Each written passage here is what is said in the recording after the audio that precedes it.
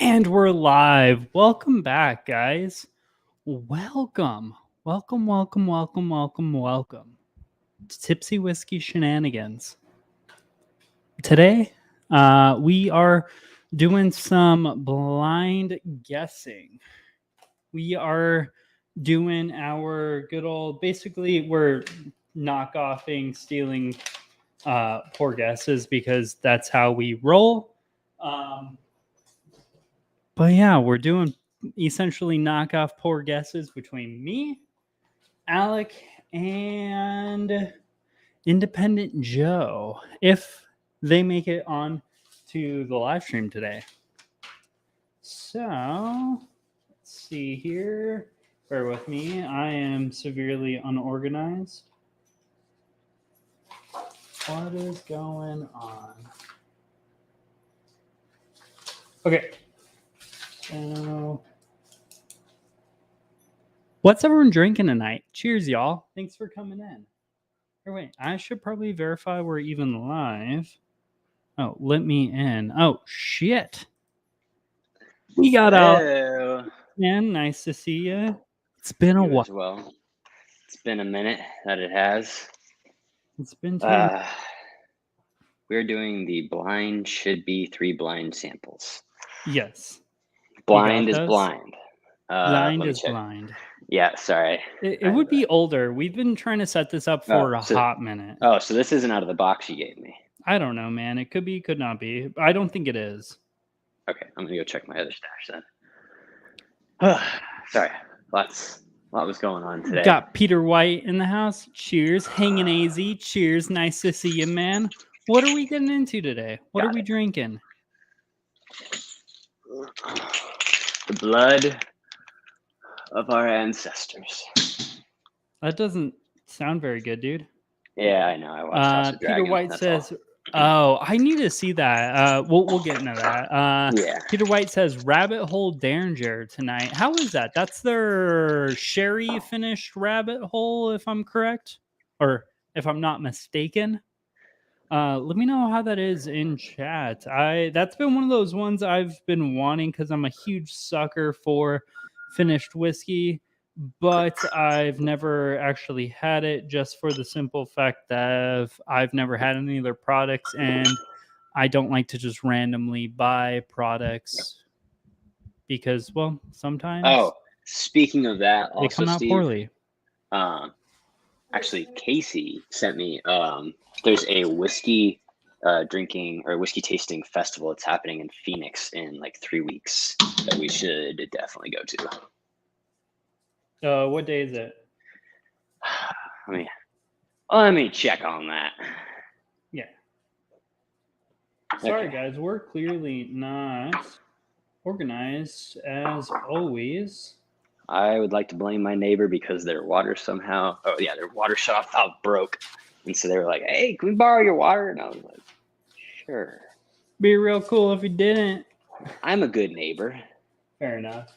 I mean, yeah, it'd be a good move. Yeah. Anyway. Okay. Yeah, here, let's see if I can find those deets real quick. We got Joe in the house too. Cheers, man. Nice to see you. Nice to see you. How are you doing today, man? Can you hear me? If you can hear us, we cannot hear you. I see your lips moving. He's putting it together. There we go. He got it. He's got it. Yeah. By the way, you see, look at that, Alec. That's the kind of beard I wish I could grow like in 3 weeks. Well, yeah. Because this is 2.5 weeks of like trying to be like bald and having a beard. It ain't working out, bud. It ain't working out. That's fair. Okay, here we go. Scottsdale Whiskey Festival. And it is going to be November 12th from 2 to 5:30.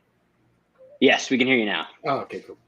But get this, okay? So tickets are, I think they're $25. 20 different whiskey November tastings. 12th? You know, that's like 3 months from now, not like a couple weeks.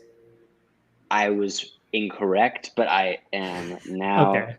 But seriously, $25 to $35, 20 different whiskey tastings. Tell me that's not that bad of a deal. I mean, yeah, we can check it out. Maybe, you know, Hey, and AZ will come with us. Perhaps.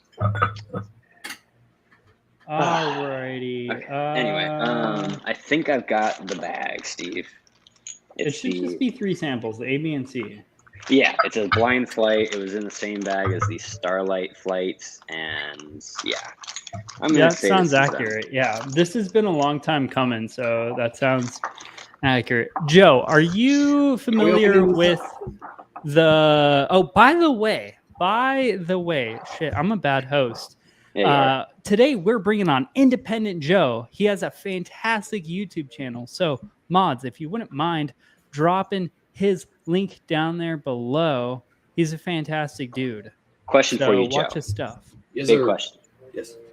Do you hide your mic in your beard? Yes, that's why it was misplaced. I had to readjust it. I knew it. See, this guy. He's got it all figured out. I've got the headphones. You've got the one wired headphone and your giant mic, Steve. This dude looks flawless. I love it. Yeah. Is it a wired lav mic or a Wi-Fi lav mic? For me? Yeah. Or Bluetooth lav mic. Or are you actually... Oh, okay. It's this thing right here. Oh, so you got the Blue Yeti. Oh, sorry. My inner like tech nerd or YouTube-y video sound nerd came out. So, yeah. Are we opening this thing? What is that? This is the box. Is this what we're opening? I haven't opened it. Yeah, so those would be inside there. There's going to be 3 samples, A, B, and C. Okay, so I'll do a quick little rundown of this whole shindig. So me and Alec, we've pretty much stolen Poor Guesses instructions. The Bourbon Junkies, Poor Guesses. Like, there's no need to over create and try to think of something new or interesting on like or what unique. To blind guess. Yeah, unique. Like, they have a great system. I'm just gonna steal it. It works. It's not broken. And I fix it. yeah. You know how it goes. That's a military term. Yeah. I steal everything from everybody. Yeah. It's called borrowing. It's called tactically acquiring. yeah. I call it pulling the Edison. Yes. But so essentially we try to guess price, proof, age, type, bottle, and finish. If it's non-age stated, no points are awarded. And I just keep it super simple of do 1 point across the board. Except for with the bottle, Alec, did we give 2 or 3 points? If you guess 2. a bottle. 2? 2. I always forget. I believe we're. I think we score. Do I? No, what is that? You do not. Okay.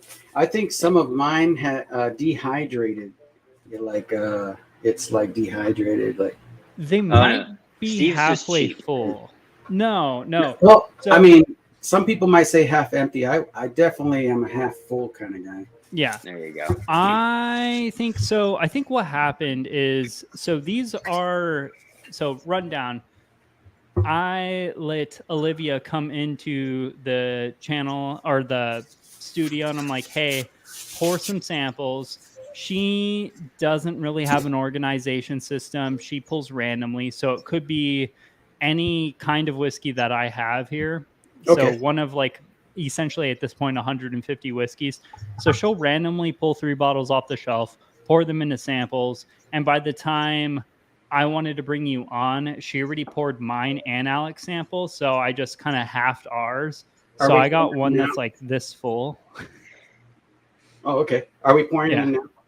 Oh, yeah, we can do them whenever. I don't really have an organization. Okay, We're not very organized here. Whenever are we organized, man? Okay, these are shenanigans. They were never planned. Yeah. Hence the name. Yeah. But Joe, I do owe you a full-on flight, as well as a Glen. I totally forgot to send you a Glen. Dude, you like Oh, no worries, man. No worries. What? You don't owe me anything. Well, Just being here today is just a blessing in disguise, you know? Yeah. By the way, if mods, if you wouldn't mind, go ahead and spam Joe's link to his YouTube channel throughout this whole live stream shenanigans. Support him. He's a fantastic dude.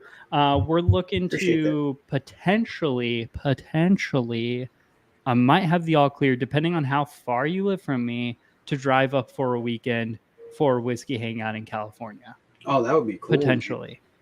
Alex, would you come to Phoenix to then carpool with me to Cali for a whiskey meetup for a weekend?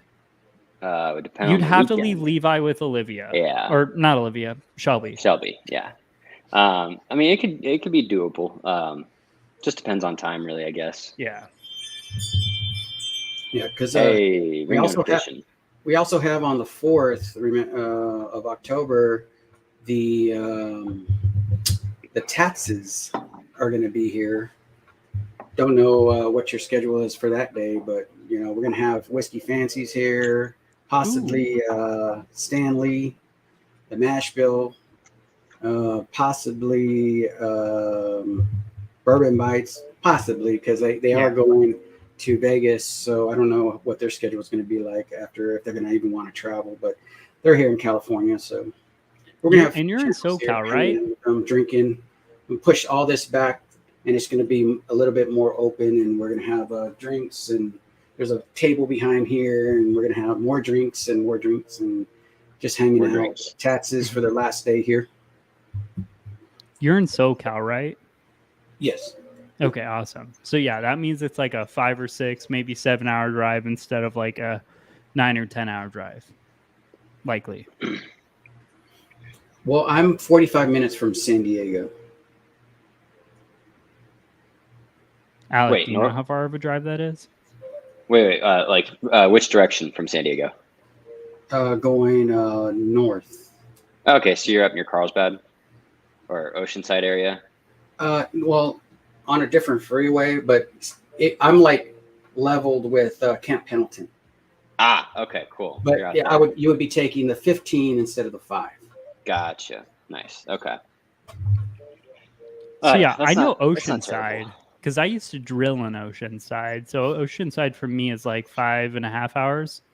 Yeah. Because there's that Air Force base over there. Sorry, we're getting way off topic, guys. Yeah. Here, I'll get caught speaking up on of chat. Whiskey, speaking of drinking whiskey and partying and stuff like that, did you guys happen to see the last stream I did talking about the whole meeting all the different channels and stuff? No, I did not. I know you recently went to the whole Pours in the Park. Yeah. Drove all the way to Michigan and back. Well, I kind of made a big circle because I went to Oklahoma, Michigan, Tennessee, Georgia, Alabama, Oklahoma, and then back here. Nice. That's a long trip. Yeah. It was actually 6,166 miles, 0.6 miles. Damn. I hope you were getting some good gas mileage. No, not at all. No, they gave me. I wanted a good car, like a small compact SUV that had pretty good gas mileage, and they gave me a small SUV that had terrible gas mileage. It was I don't know if I should say what brand it is, but Toyota. We don't care. I would definitely say Toyota 4Runner, and man, the gas was yeah, terrible. It was supposed to be some kind of little Hyundai, like little bubble 26 miles to the gallon type car, I didn't get that. No. Yeah, so you got a 6-cylinder. I think the average I saw on the trip monitor thing was like 17 or 18 miles to the gallon. Yikes, that's no bueno. Yeah. So that's like my Tacoma, and my Tacoma, if I'm being super gentle and nice to it, gets like 21, and then normally it's like 18. Yeah. Good stuff, man. Yeah, not great.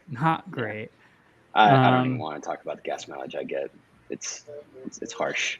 When you guys are doing these, do you have like a control whiskey or anything like that? I do. Yeah, usually. Okay. Right now. Or something then.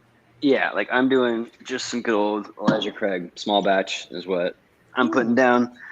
I picked Heaven Hill too. I'm going Evan Williams 1783. It's like been my go-to just budget whiskey. Yeah, early times. There we go. I'm gonna go early times. Bottle and Bond 100. I feel like you always have to do like a control whiskey of just something that's like a budget, either 90 or 100 proof bourbon. There you go. Yeah, that's like always my go-to. Steve, so when I was in Salt Lake City, Shelly went to the liquor store and got me a bottle of High West. But this is actually their blended whiskey, which I was the bourbon.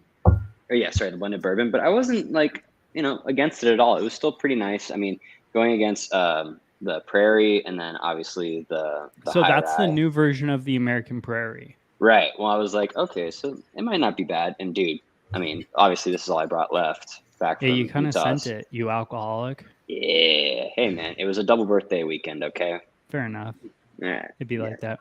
It'd be Here, like let that. me get caught up on chat before we get into the shenanigans tonight. So we got Peter White in the house drinking Rabbit Hole Derringer tonight.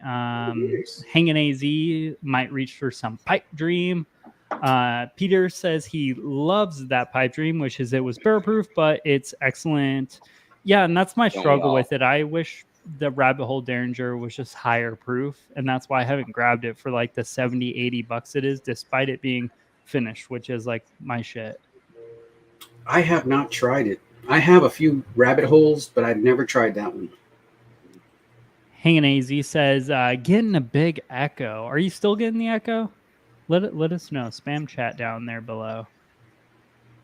Could be one of 1,000 different things. Could be my fan. Could be you. It might be an Nice. echo. Echo. Okay, all right. This is when everyone starts going. Yeah. Got Sean in the house. Cheers. Thanks you for showing up. Yep. Go ahead and subscribe to Independent Joe. We got 4 Leaf Whiskey in the house. Cheers. Cheers, Stacey H. Yeah. Fantastic. Scan and chat. Sorry, guys. I'm just going to run through this.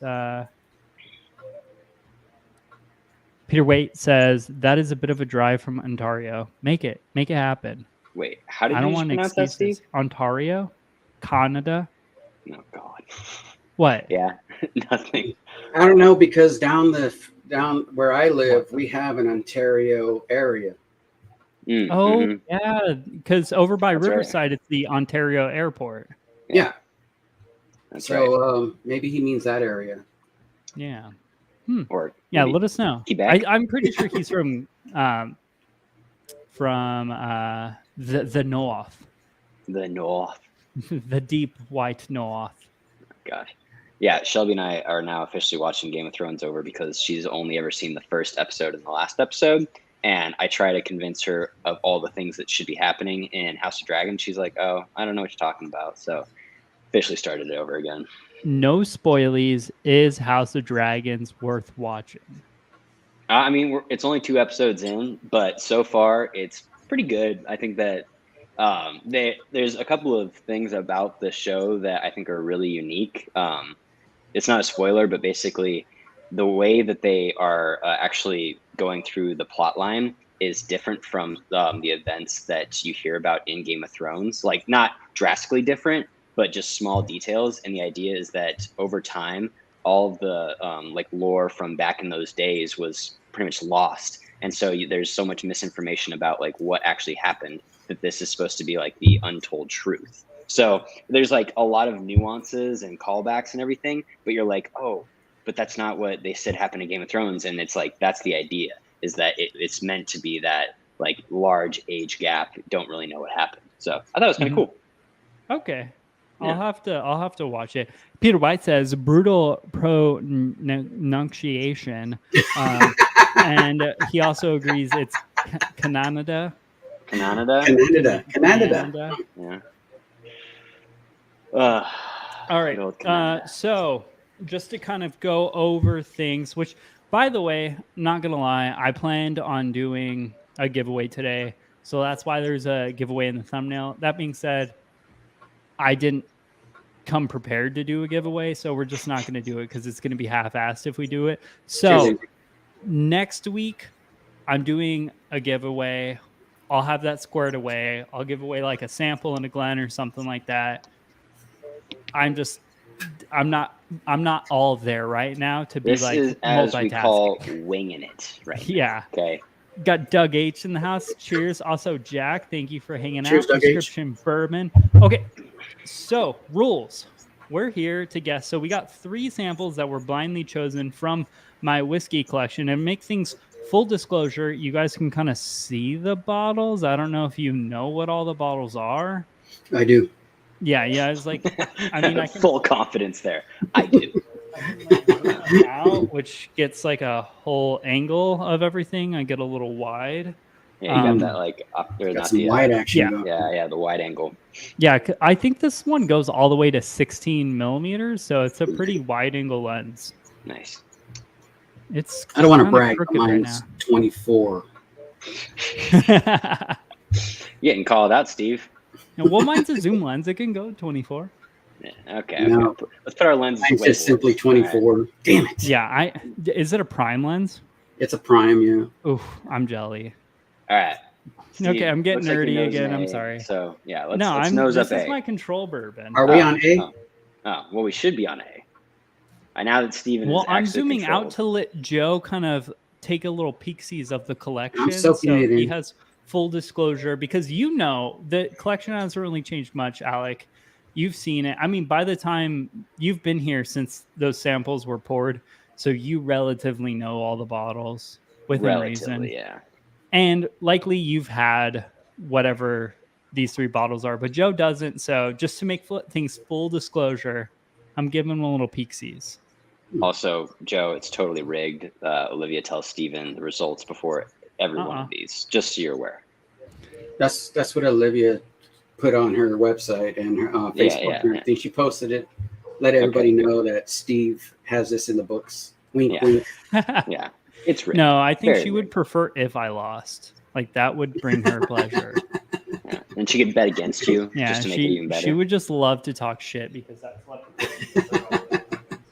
I tried to help you, you still lost. That's right. Yeah, she would feed me the wrong answers, and yeah, man, that girl. All right. Yeah. Whoa, Steve. I don't want that much of a close up on you. I'm gonna install a shelf right here, running all the way across soon. It's gonna be pretty bitchy. Like an arched shelf, or just like No, another straight shelf? Okay. Straight, but apparently, oh my god. Okay, whatever. We're gonna just rip it like that. Sorry, guys, if I'm close. I'm way too close.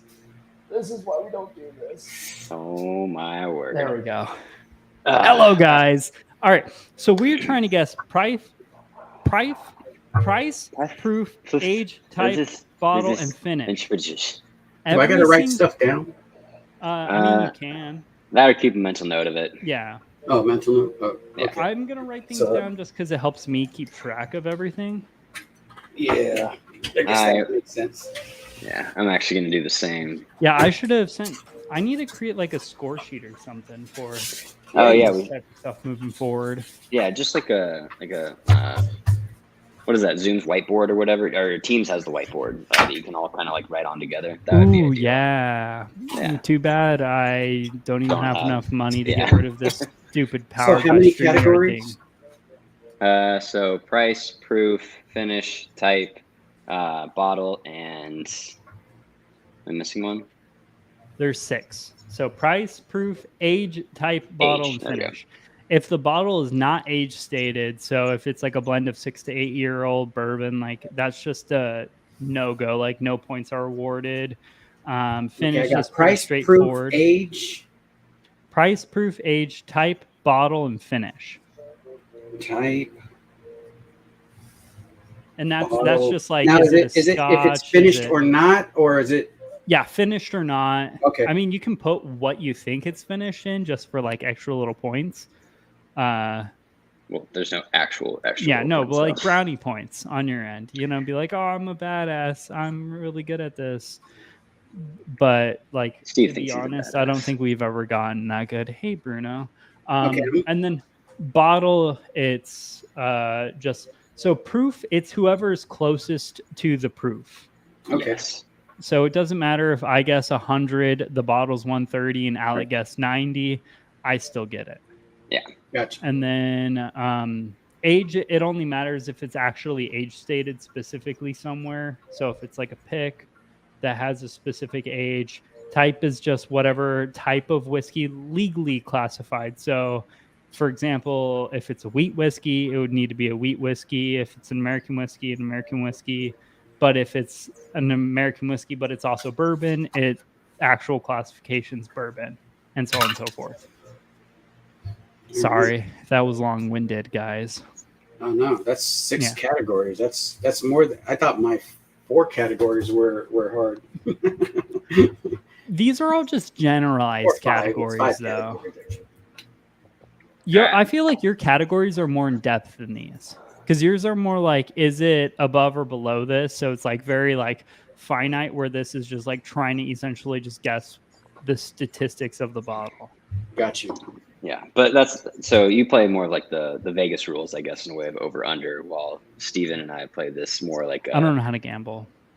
That's okay, Steve. You don't need to gamble. You'd probably be terrible at it. Yeah, when me and Olivia went gambling last, we only played slots, and I think we pulled out $50, and we lost it literally within 10 minutes, and then we just got drunk at the pool. I mean, it was a fun night, but like had nothing to do with gambling. Gambling was a huge fat waste of my time and energy. It's all about how you gamble, bud. But yes, yeah, fair enough. So are you on A already? I just smelled A. Do I know what it is? So Not even are we close. going, or what are we doing? Yeah, We're going. We're into it. I'm pouring some more Control, and this time I'm going with the early times. Dib. And you can feel free to give out notes if you want to, just to kind of generalize what we're kind of working with here. Obviously, you don't want to be like, man, I think this smells exactly like da-da-da-da. But yeah, just to kind of... Well, this does smell exactly like da-da-da-da-da. I agree 100%. It's got that aroma. Now, we all got the same same Yes. stuff. This smells exactly like a bourbon that's likely in my collection. Interesting. Got top heavy in the house. Cheers. Cheers. What are you drinking tonight? What are we drinking tonight? Definitely got classic vanilla, cinnamon, a little bit of brown sugar. I'm gonna argue just classic bourbon notes. Classical. Red fruits.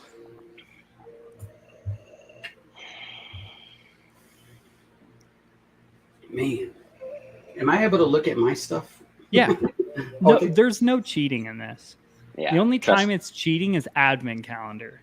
Yeah. Which, despite that, there's so much videos that have hit the cutting room floor of Alec just being like, well, I'm sorry, man. Okay, I don't get to sit there and look at it every day, so I have to take my chances. I guess where I that's get them. true. I work literally right. Yeah, like you can right look here. over and be like cherries, and then just like and name them off. Yeah, my collection hasn't gotten so asinine where I don't know every single bottle that's in my collection. Like, I might miss some, but I can tell you whether or not I have a bottle. And are we going bottle by bottle, or are we just going through them? Well, we so can we're play gonna, it by ear. Well, usually how we do it is, we'll do our nose test, do our taste test, and then give a general idea of what it is and go from there. Just so that way it's just one at a time. We can do all 3 at the end, but that can get a little confusing, in which case you should definitely write it down. So do you have Malort? No, that's one of the few bottles I've yet to try that's this infamous. Malort is out on this one, then. Yes, it's not Malort, but it could be 1920. Because I do have that. Hanging AZ says, which, man, son of a bitch. Yeah, are we still in the nosing phase, or are we drinking? You can do it however you want it. You take it as much time as you need. We don't really fly in a rigid schedule here. Yeah. Like, if me and Alec take like 9 hours and you finish it in 5, you can just talk to people in chat. You know how it goes. Mm-hmm. I try to keep things loose. It's a little unorganized, which like bugs my OCD, but it's more fun that way. Hanging AZ says, use the word herbaceous a few times, you'll fit right in. In fact, the more you use it, the better. Well, this is very herbaceous. Yeah. Herbaceous. Hanging AZ. Carpool to Cali, September 4th or whatever. I don't know what. I was going to say September 4th. Yeah, it wouldn't be like September 4th. That's Saturday, like dude. this. Yeah, that's not going to happen. October 4th. October 4th. And what is it? November or December something or other. whiskey tasting, and text me.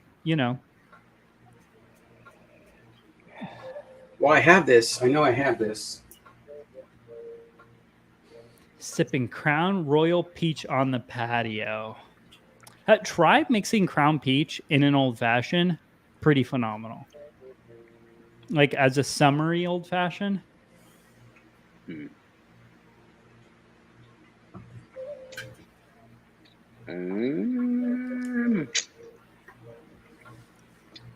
Ooh. Wow. This is as close to rye as you can get if it's not a rye. Yeah, I can on the palate. I But it's definitely agree. confusing on the Yeah, palate. it's more rye based, but it could be like a high rye Or or very high rye. yeah.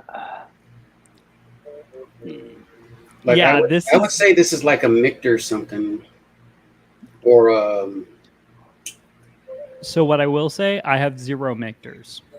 so it's not a Michter's. I gathered it that much that it's not Michter's. From inductive reasoning, we now know it's not a Deductive Michter's. reasoning. Yes, I do agree though. It's either a soup. It's one of those high rye bourbons or high corn rye. Like it's so close because it's sweet but also super spicy. Yeah, It's a spicy meatball. She's spicy gal. Yeah. Now, type, is that rye or not? Not rye, or is that? So you can do either bourbon, rye, single malt, Scotch, Japanese whiskey, or So whatever the legal classification of the whiskey would be. I think those are pretty much the 5 main ones, though. Okay. Do you have Canadian whiskey in your? He does indeed. I have one, which you might actually have this too. It's King of the North Bourbon Junkies pick. Oh, and Crown Peach. I have a sample, but not that. Yeah, but what I will assure you, it's definitely not that. Yeah, definitely not that. Yeah, I'm trying to be as fair as possible because, like I do know, like I have a little bit of a process of elimination of my whiskeys. Mm. Yeah. That being said, I'm freaking lost with this one. Yeah, well, so Steve and I have 2 very different approaches to this game. I always kind of start picking around with the proof, type, and then age, and I kind of hone that into a bottle I think it could be. Steve, on the other hand, takes a sip and is like, it's this bottle, it's this proof, this price, this age, this type, and then he can either totally knock it out of the park with all of them, or I get no points. Exactly. So I play more of a myself safe on a game. bottle. Yeah. Hey, and AZ is asking, is Chris and Lil coming out on the 4th? Yes. Yep. Awesome. Those are the fancies, right? No, Chris and no. I don't know people by names. That's Chris I know and people Kara. by channels. Chris and Kara is the whiskey fancies. Chris and Lilith are the Australians. Oh, okay. Yeah, I know people by channel names, or like usernames, not inherently like actual first names. Or not everyone. Obviously, like you, I'm like, oh, hey, that's Joe. Crown Peach and Lemonade. That sounds pretty fantastic. That does actually sound pretty good. Prescription Bourbon says, I used to drink Crown Peach and tea, but I stopped using the tea and I just sip it straight now. Ooh. That on ice, not bad. Not bad. It's a summer whiskey. I don't know where to go with this one. I've got a guess in mind, but doubts. Many doubts. I'm way off on this one, but I already got all my answers down. I'm locking in my answers right now too. The only thing is a bottle. It's empty. A bottle I'm stuck on. I'm trying to think of all the bottles that it could be. Yeah.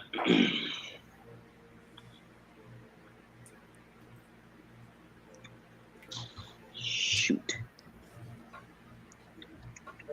Ooh. Once.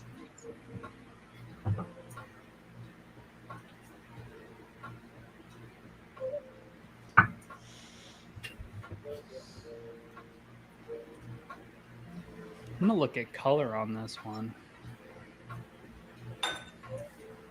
This one's actually a little difficult for me because I don't really delve too deep into the super super corny rye territory.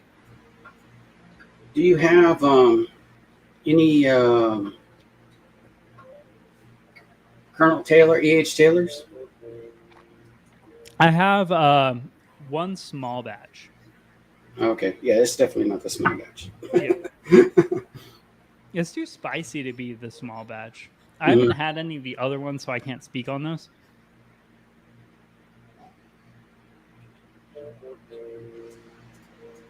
All right. Well, I mean, I don't know what you have, so I just got to throw a bottle down and. That's essentially what I did, and honestly, I'm going purely off of the past experiences with Steve here, and I hope Olivia and I are on the same page right now.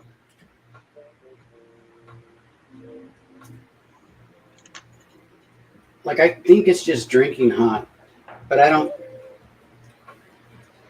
think it's like I put a higher proof on there, probably way too high, but I don't know why it blows this Bottle and Bond away as far as heat wise. So I threw it up there kind of high on the. Well, I always keep in mind that ryes are gonna just taste hotter in general. That's a typical characteristic.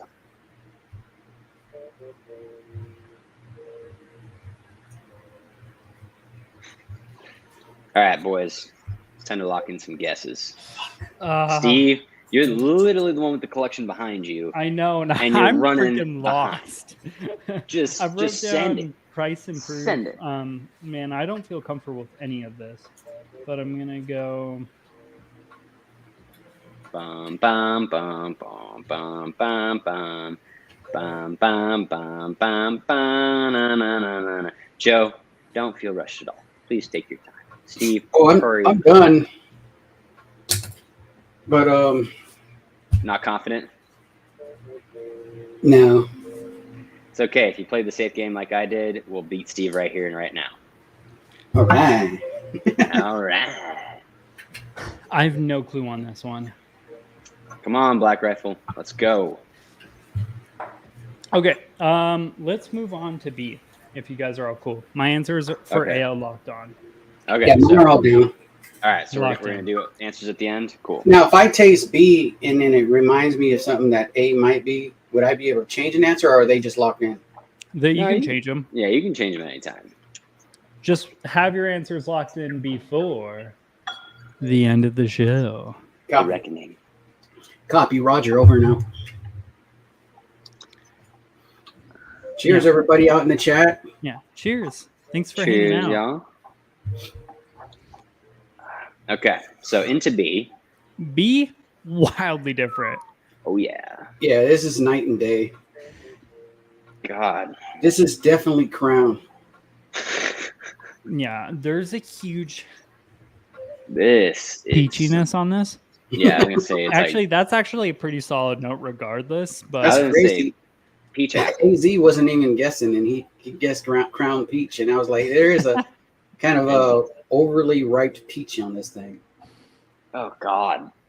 That is strong peach. Yeah, it's like a peach. You put the peach in the brown bag to ripen it up a little bit quicker, but you forgot about it for like 3 days outside, and it's the middle of the summer, and that is just it's now fermented like peach. Mush now. Yeah, and that's a pretty good description. Peach tea, their prescription bourbon.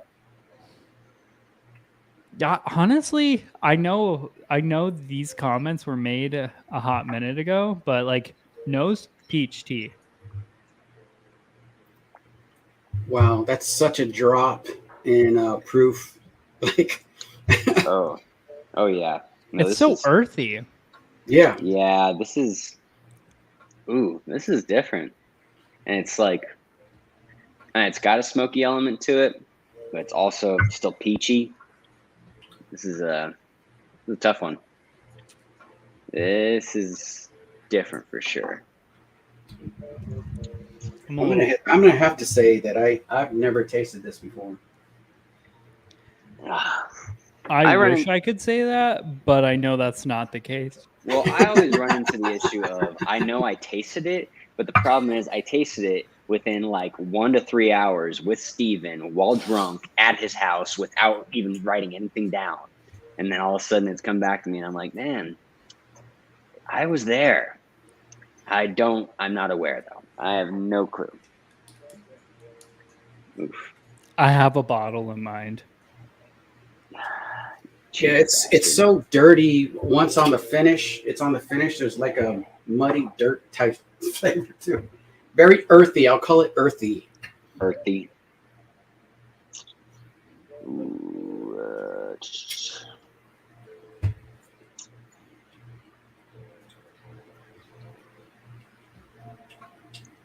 Okay. There's only a bottle I can think of that is this. This is the most. Why? Did I just create like a drunk list? You may this have. Is by far the most earthy whiskey I've had. Yeah. Well, now that it's finishing a little bit more, I mean, it's definitely turning into like a black tea. Mm-hmm. Would you say it's herbaceous? Herbaceous. It's earthy. Definitely herbaceous. Appreciate Appreciate you, AZ. Hanging AZ says Joe's going to run the sample through the back computer. Yeah. By the way, that is the link to Joe's YouTube channel. Please do him and us a favor because we want to see him succeed, and go subscribe to him. Watch all of his videos. Like if you go to work, just like go to his most recent playlist and just hit play all and just let it rip through it for the dogs while you're at work. You know, for the dogs. Yeah, Wow, hit this is so the thumbs different. up. And also hit the likes. Hit the likes on ours. Hit the likes on his. Hit the likes on all the other. Smash that like button. Prescription Bourbon too. You know, check him out. He's fan-freaking-tastic. Oof, man. Prescription Bourbon says Joe has a YouTube channel. Link down there below.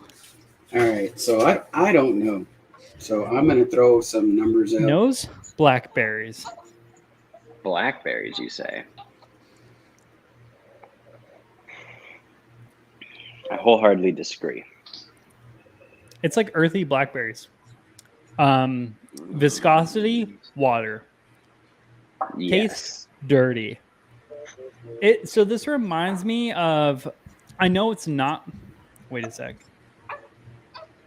No, it's not that bottle. This reminds me of Alec. Remember that Pinhook Rye where I said it reminded me of when I was 19 and I was washing lettuce inside like the thing, and there was like the dirt particles in the lettuce, and like the way like the vegetable cleaner, the lettuce, and the dirt would smell. It kind of reminds me of that. Maybe it's just the dirty side, but it's very earthy and dirt. It tastes like dirt. Tastes like dirt. Whatever this bottle is, if this is a bottle I liked previously, I'm not sure this is going to stay in the collection. I just Joe, can't remember the name of the bottle. It has a Garrison, I mean, like a Balcones Garrison Brother-esque type flavor profile. It has a Texas. By the way, I didn't put any of that on my stuff, but that's what it reminds me of. So I'm going with something that's kind of maybe in the wheat category, maybe something really sweet. Okay. But now I'm changing my mind because now I am thinking something. I mean, I don't even know if you have Garrison Brothers. Do you? You still have a sample, right? No. No, not those little 375 bottles. I have Still Austin, Iron Harbinger, some Arizona whiskey, but I can assure you it's not that. And then Balcones Malt. That's what it is.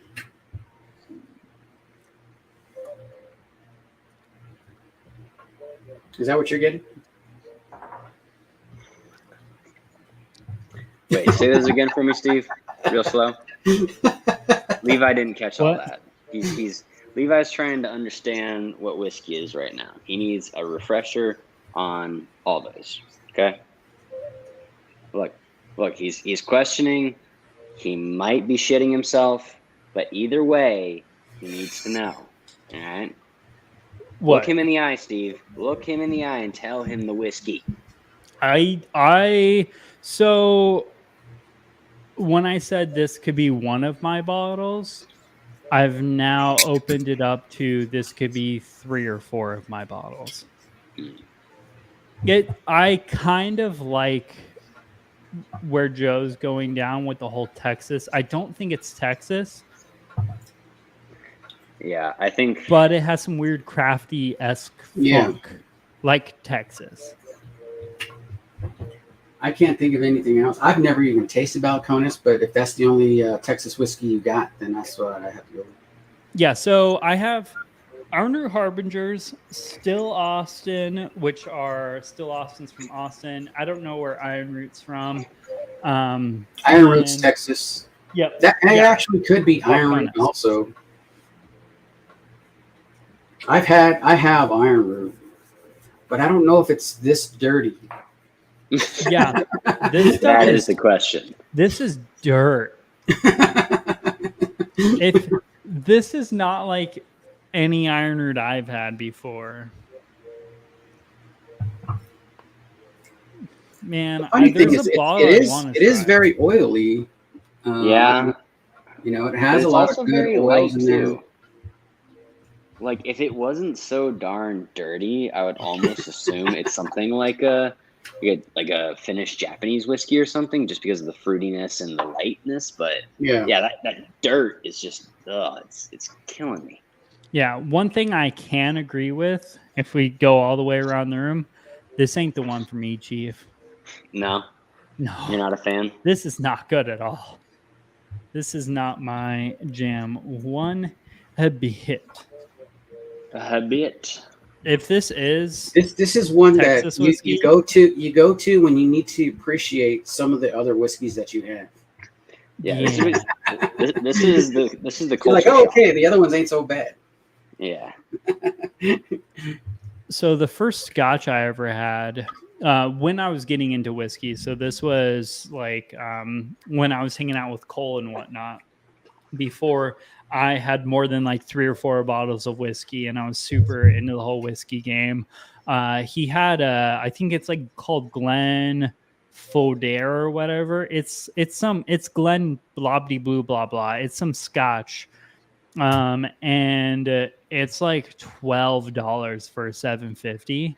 This reminds me of that. It's not malty in that aspect, but it just straight tasted like dirt. Yeah. And that's what this reminds me of. Tastes like dirt. Spit that out. This more tolerable than that, but this ain't good, man. Old Dirty River number 13. So you got some whiskey and you mix it with some of the river water, essentially? Yeah. Okay, I'm about done with this. Let's just move on to C. Yeah, we're moving to C. There's nothing good in that. All right, let's go. Let's get into it. Old 55. Ooh. Dude, Levi looks pissed. What did you do to him? It ain't me, man. Guaranteed. I came home and he was happy as can be. We jumping and on. Now he's not. Are we jumping on number C? Yep. We are jumping on number C. I'm done with whatever's letter 3. What the heck did you send me, dude? Okay, first of all, I would like the record to reflect I didn't personally pick any of these. Because if I'm going to send you something, I'm going to pick like hitters or things that you can't get in your market, things you might not have tried. Yeah, he calls them hitters. Olivia, on the other hand, she looks at bottles and she's like, huh. So I gotta think pretty bottles. Yes, she'll basically. do one of two things. It's either complete chaos and she's just grabbing whatever, or I guess one of three things: complete chaos, grabbing whatever, looking at pretty bottles, or she'll see a bottle and remember me drunkenly be like, babe, this whiskey is so underrated. And then she'll see that and remember that drunk conversation between me and her, and then be like, oh, I'm going to give that to him blind. And then he's going to look like an idiot on YouTube. Wow, this... Okay, so I know I kind of said peach tea on the dirty one, B.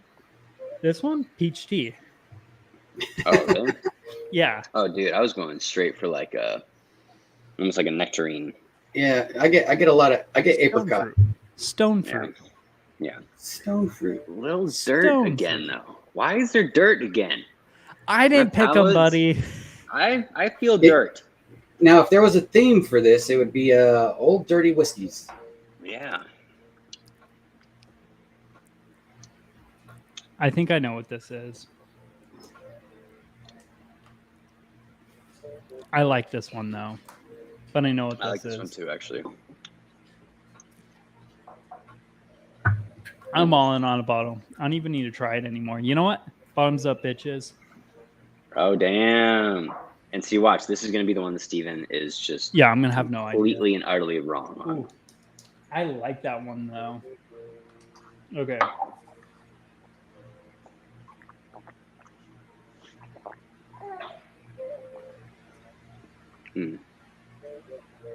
Wow, that's something different. That's what do you have that has that's sourced from like Willet? Nothing as far as I'm tracking. What are you talking about? Or except for the Willet rye. Yeah, I was gonna say you have the Willet This ain't no rye though. Unless if I'm tripping shit. I don't know. Just it has. I feel like I should not have chugged that. Well, it wouldn't be the first time I've called you an idiot. I'm all or nothing on this one. Let's go. Let's go. Let's go. All right. Proof. What are we sitting at? Well, I can say that this is probably another one I've never tasted. But it does have... look on the bright side. You haven't tried all these. Yeah, that's true. If this is what I think it is, it's a pretty fantastic bottle. For what it is. It's super fruity. It's like so much stone fruit. Yeah, which I'm trying... God, this is the problem again. I can never remember what the bottles are. I can remember the taste profile 100%. Not remember the bottle. Steve. It's like an earthy Hawaiian punch. Just ask me questions. I'll be honest. No, I don't want to. I'm not trying to win. I'm not trying to, dude. Alec, my answers. These. I'm not going to tell you what they are. They're over there. I'm not touching them. Mine are locked in. Are you locked in? You're like fully locked in. There's some nice brown sugar on B. I'm going back to B because B is just perplexing. There's some like corny funkiness, like corn wheat funkiness. Like something just ain't right there. Tell me your weeders again, buddy. My weeders? Your weeders. Like wheated bourbons or wheat whiskey? Your wheat whiskey. So wheat whiskey. So there's Australian twofold. And then there's that's like a wheated blend. Excuse me. And then Woodford wheat. That's about it. Oh, wheated bourbons. I got the Larceny barrel proof. But that ain't it. I got that like a week or two ago. So that bottle didn't exist in the collection when this was made. Dude, B is the single most perplexing thing ever.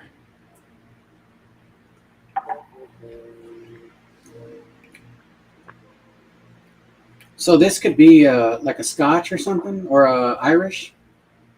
Could be. That being said, so Irish, I have Green Spot and the I don't even remember the name. Bushmills Prohibition, the Peaky It's Blinders definitely version. not that. Yeah. Definitely not So it ain't Bushmills. those two. Well, it's There's- not Green Spot because you got a lot left in there still.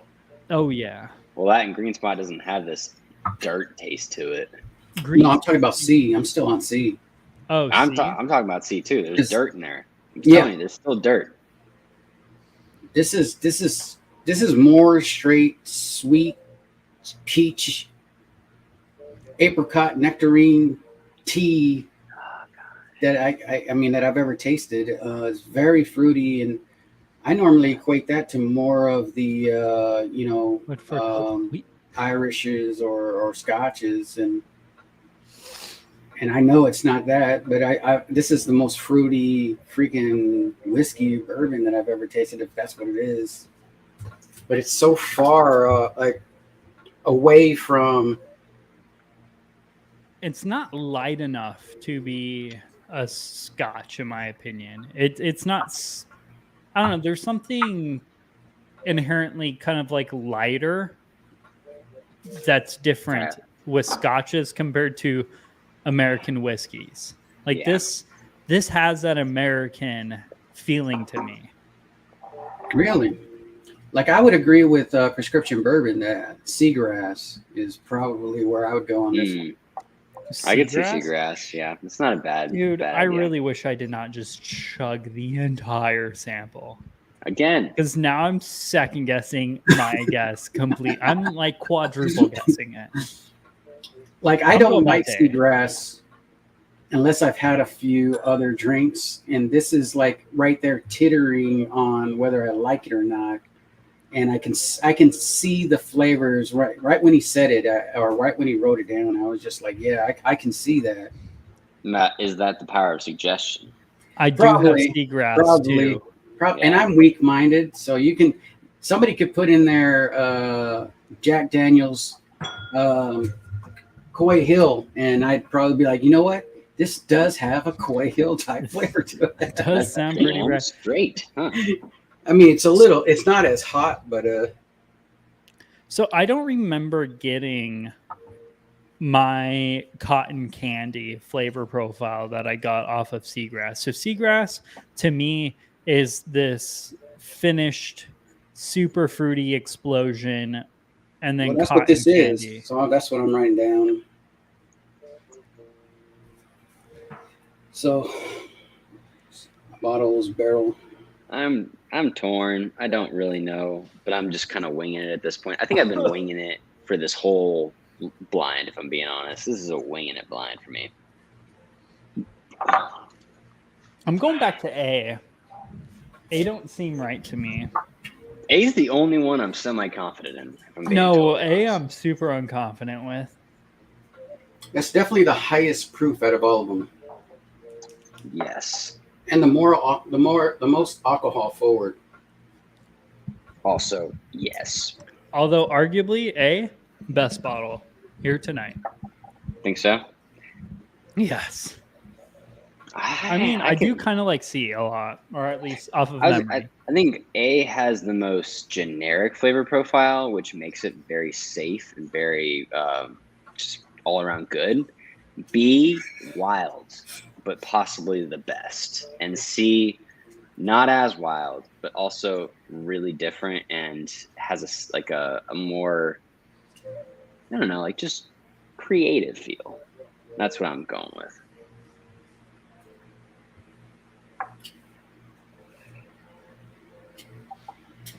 A is the only one I think I think I have, and I drank multiple times,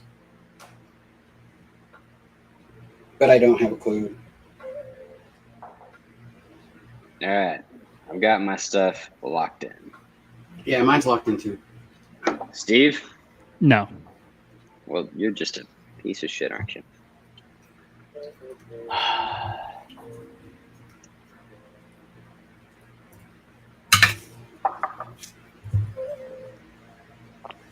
So sweet.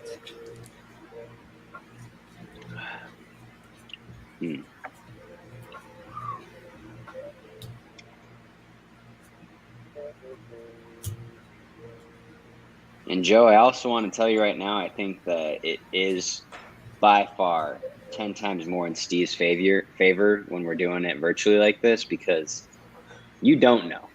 And I again, can you're thinking, what bottles do I have that this could be? What bottles does Steve have this could be? And what bottles not it. am I just losing my mind on? So I like to give Steve the 10% advantage for sure here. Along with Olivia giving him the full explanation. Obviously, he's got an inside woman, and that's just how it is. No lies. Again, Olivia would rather see me fail. Uh-huh. Late to the party, tipsies and everyone. Cheers. Nice to see you, David Bass. What's that one over your right shoulder? Yeah. Right here? It's on the third shelf down. It's Third the blue shelf label down. next to the red label. What are those? What are those? Yeah. Right here? The blue What label. are those? So that is my Westward collection. So I have Westward. the Westward, their normal malt, their stout, their Pinot Noir finish, and a single barrel pick. But the single barrel pick is cask strength, so it is significantly higher proof than arguably anything we tried tonight. Toasty. Gotcha. And I'm out of whiskey, so my guess is locked in. My guess don't is like also it. locked in. But A's locked in. All right. So how do we do this? Well, let's get the paper out, Steve. Okay.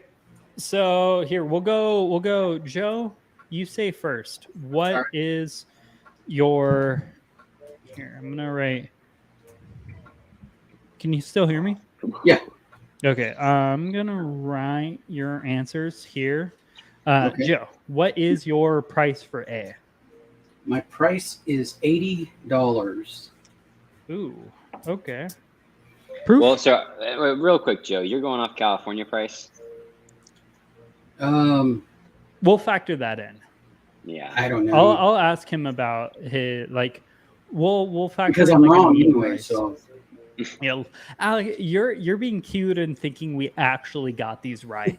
I want to give the man the benefit of the doubt. Okay, he's got a beard Yeah. like a Because frickin' Cali sweet prices man, are going to be okay? a smidge more expensive. So like something like a 1920, or here it's like $50. It's like what, $60 in your area, right? Joe? No, well, not all the time. I mean, I would say I would give my area only a $5 price hike. Okay. Okay, that's fair then. So All right, we'll Because fluctuate that when in. I was in Georgia and all that, some of the bottles I was looking at, I normally see it for $5 more where I'm at, or Okay. maybe between $5 to $10, but mostly $5. Gotcha. And that is right, Hanging AZ. Okay. I'm gonna have another battle coming up against Whiskey Food Dude. Whiskey Food Dude is coming on the channel possibly Saturday, hopefully Saturday. He's got a dinner to go to, but he's supposed to. He's gonna let me know whether he can make it or not. So it's gonna be a last minute thing. If not, it's just gonna be a regular stream, and then the following week we will get our battle going on between myself and Whiskey Food Dude. Thank you for the dropping the link, though. Appreciate it. Yeah, thank you for doing that.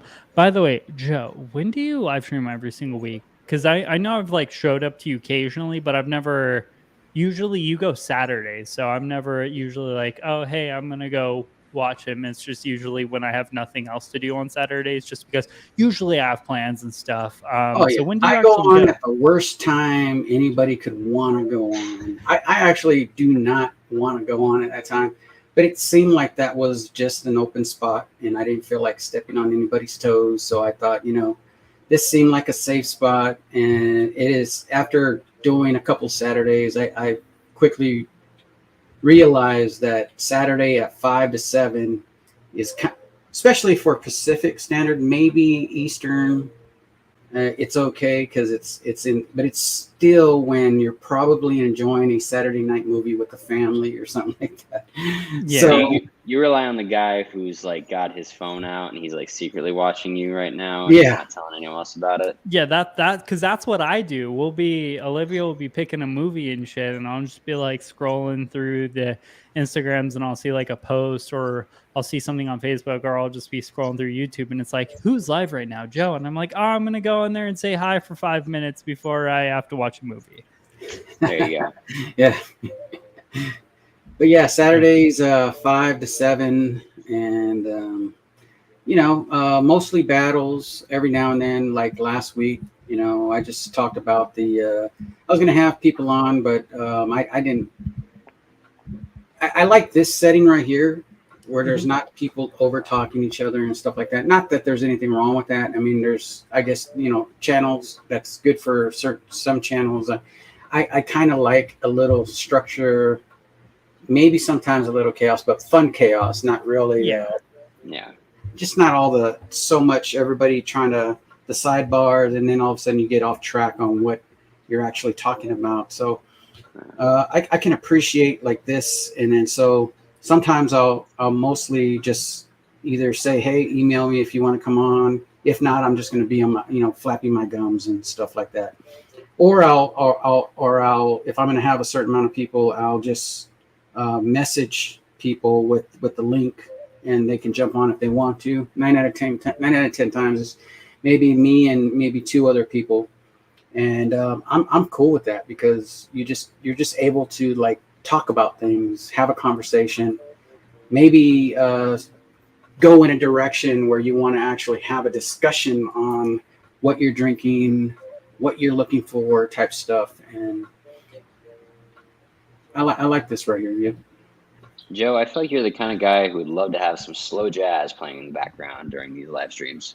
Oh no, not me. No? I hate music in the background.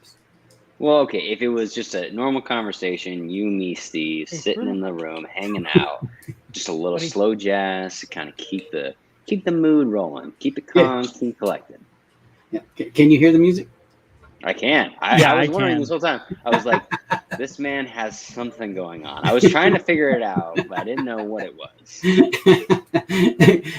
This is what it's normally on my channel, and a lot of times I like to have something playing, so for any dead space, and people can hear something still going on, but it's like musically, and this is like one of those ones that's it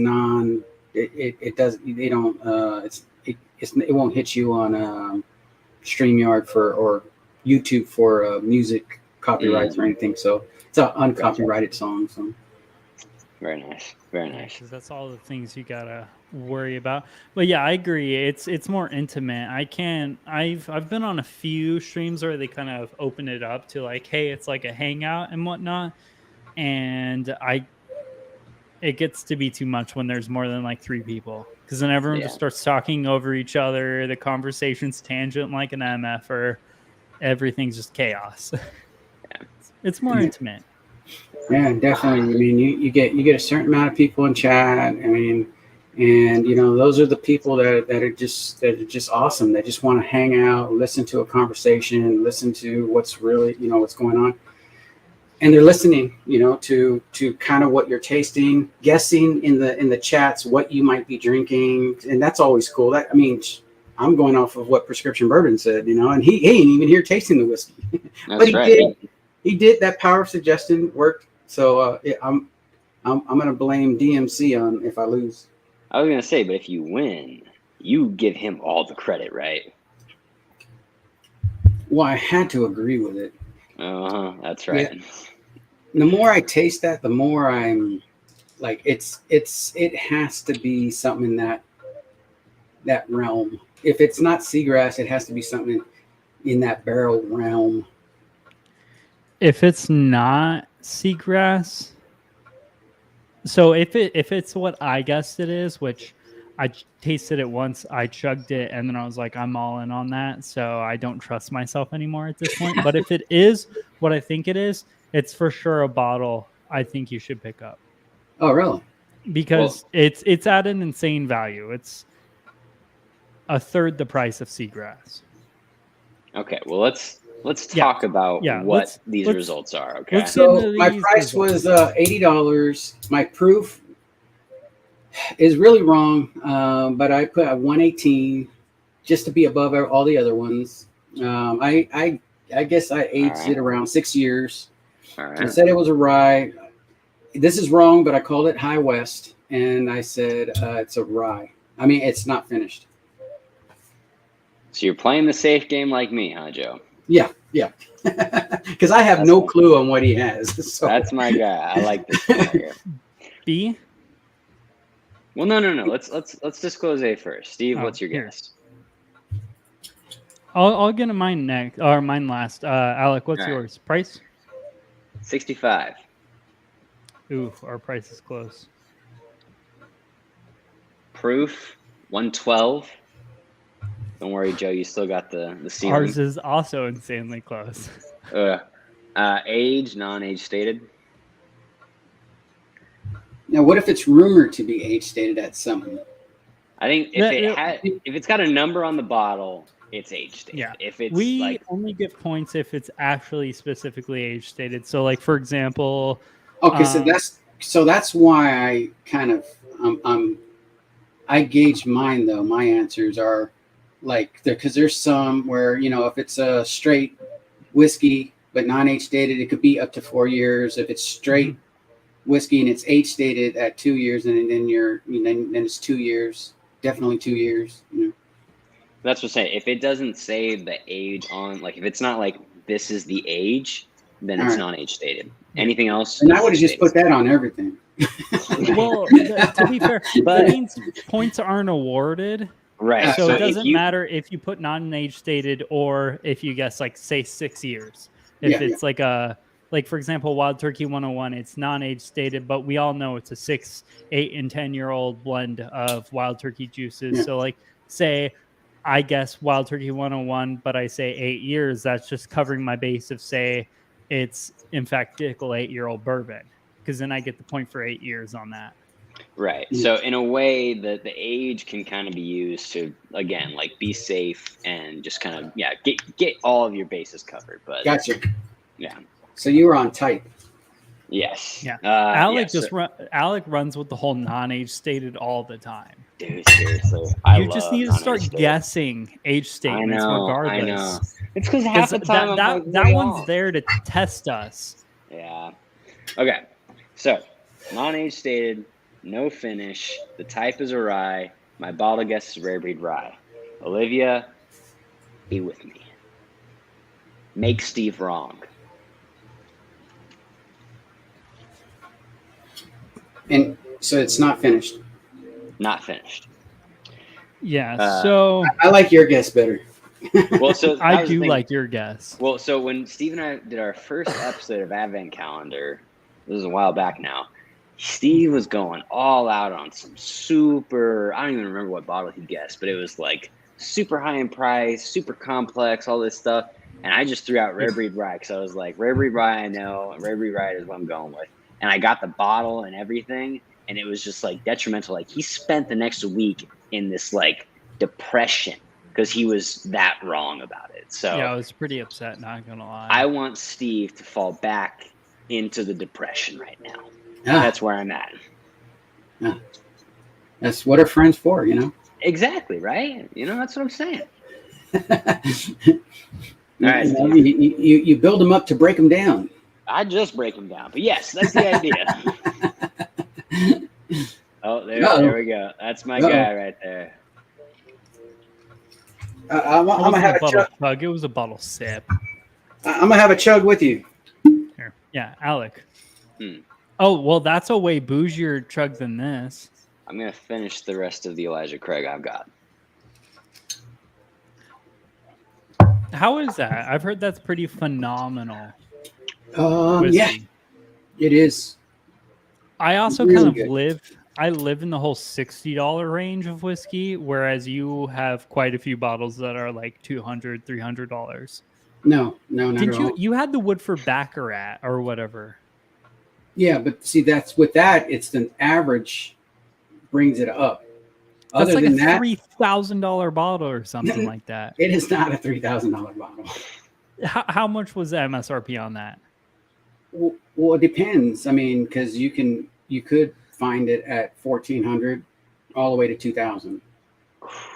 Okay, because I've seen it before, and it's always been like 2 or 3. Now I think it is, but when I bought it, it was a lot less. I mean, either which way, 1,300. It's a lot of money. Yeah. I would never spend that much. Again, Especially if my wife is watching right now, which she might be lurking. So. oh my God, we got that bottle for like $50, babe, right? Cool, yeah. Absolutely, 100%. Okay. Love it. Joe, what did you guess for B?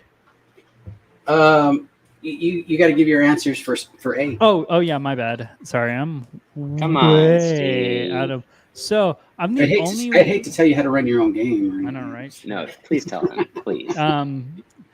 So I guessed $60, 110 proof, 8 years old. Type, I went bourbon. Okay. I hate to agree, though. I think Alex's guess is the best guess of the night.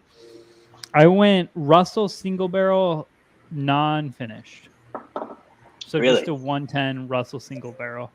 Okay. I don't think it's that, but something about like how sweet it was made me think it was a bourbon. Okay. And I don't know. Well, because see, Russell's. I mean, do they even age? They don't put the ages on their single barrels. No. No. So it's not age stated. Yeah. But again, that question doesn't matter. If it's non-age stated, it doesn't I'm just kidding. I'm just kidding. No, honestly, the reason I like that one is because it kind of challenges us. Yeah. Because so for B, I put $70. I put 94 proof. I put age 4 years. I put American malt whiskey. I said Saints Alley, and not. I'm going to change that to it is finished. I'm just say finished. Is finished? Yeah. Okay.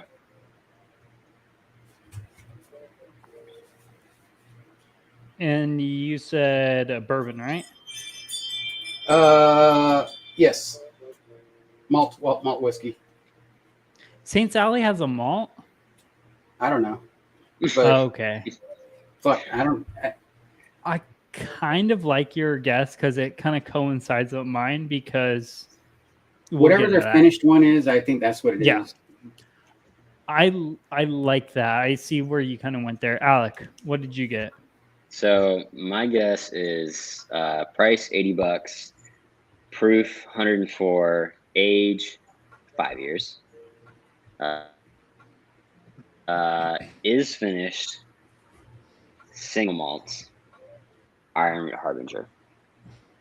I think the dirtiness is just something that I've never gotten before, but I'm starting to think about it, and it makes sense. It's a little dirty. You said Iron Root? Iron Root. I put that down there first, but I was like, I don't know. I mean, because I have that, and I don't think I went back and forth. I don't think it goes that dirty. That's what I thought too, but then I was like, maybe I've just never had rare breed rye right before. And I was like, maybe that's the truth, is that it is dirty. So You said yes to finish, right? Yes. Yeah. So your guess is, I mean, you're definitely kind of combing it because Iron Harbinger is a bourbon. But like I said, it could be malty. I'm going safe bets here, okay? Yeah. Got Bad Axe Bourbon in the house. Cheers. Nice to see you, man. What up, Bad Axe? I still need to send you some stuff because we're trying to do a collab here in the future with Bad Axe Bourbon as well. So I'll send it by Friday. It's been a weird week. But cheers. Thanks for hanging out with us. So my guess for B, I went $35. Ooh. Wow. 45% ABV. 90? Texas bourbon, Iron Harbinger, not finished. Oh, okay. So I have two different Iron Root Harbingers. What was the age? non-age stated, right? I guess I didn't even guess, but yeah, I didn't even guess that. Crap, I'm gonna. And I would would you have say guessed type? 4 years. 4 years. 4 Would you years. say type? It's gonna be bourbon.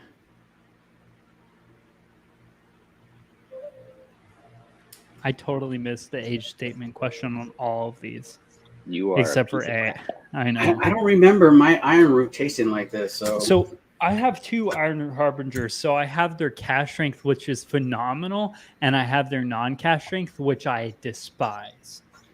I do not like it one bit. I love Iron Root. I think they make fantastic whiskey. I have 4 of their bottles. 3 of them are at cash strength, and then one's like 90 proof. The 3 at cash strength are phenomenal. The one that's 90 proof is terrible. It's just so like, it's like corny and dirty. It's one of 2 bottles in my collection. It's either that or the Twofold Australian whiskey. Because Twofold also had like this weird little like weeded malty like potato taste to it. So that was my thought process. I wrote down the Australian whiskey, and then you mentioned Texas, and I was like, holy shit, this is Iron Root. This is so you led me to that answer, not gonna lie. I scratched it out. So Okay. C, I got $90. I thought this was the most expensive one for some weird reason. I think it's a barrel product again. 116, I believe it comes at. For I know it's a blend of different whiskeys. I just put a bottom base of 4 years. Rye, seagrass, finished. All right. I'm gonna go with a prescription bourbon's guess because it just reminds me of it. Because I'm not a big fan of it. I see what you mean by the seagrass. Alec, what's your guess? So I put $70, 94 proof, 3 years. It is finished. It is a bourbon, and the Australian one you just mentioned. What was it? And then Twofold? Twofold, thank you. What, on your paper you just wrote down Australian whiskey that me and Steven did not like. Yes, precisely. Okay, so I guessed $35. Well, that would make it memorable for you guys. $35. Yeah, and honestly, like Alex said, I do kind of have the best chance of winning because I live with all these whiskeys. That he does. That being said, it'd be like that. That's why I was like, hey, I zoomed out and I was like, look at all my bottles, see if you can see them. I don't know how clear you guys could see them, but I tried. I tried to make it fair. Yeah. I just see bottle shapes. Yeah, I guess that's true. But there's certain things. I guess looking at yours, because you have a prime lens, so your background's a lot blurrier than mine is. So I can make out like Bookers and like E.H. Taylors, and that's pretty much about it. Yeah. So mine, I went $35, 47% ABV, 4 years old, Texas. So you said 94 proof? Yeah, that would be 94, right? Yeah. 94. And then single malt, Balcones Lineage. And then not finished. Which is let me see, what is this? You said it's 47 not on all 3. Yep. And that's a bourbon? It's a single malt. I think it's Balcones Lineage. All right. Which is fantastic because that's a $35 bottle where you guys were like, oh, it's the age? 70 or 90-70. Age What'd you put for age? It is at least 36 months, so it's 3 years. So Alec would win that one. Boom. All right, you guys ready to figure out? Oh, so that is what it is? No. That's just a guess. I just think that's what it is. Oh, okay. Ready? Yeah. Let's go.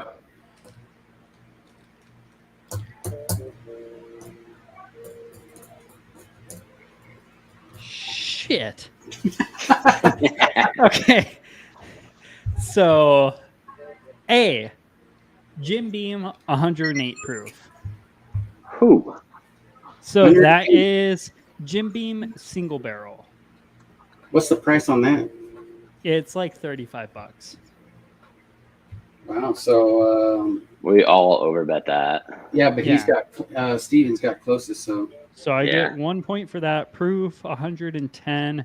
That's 1 point. Although I will say completely wildly off. All of us. It is a single barrel, so it should have an age statement. Bear with me, folks.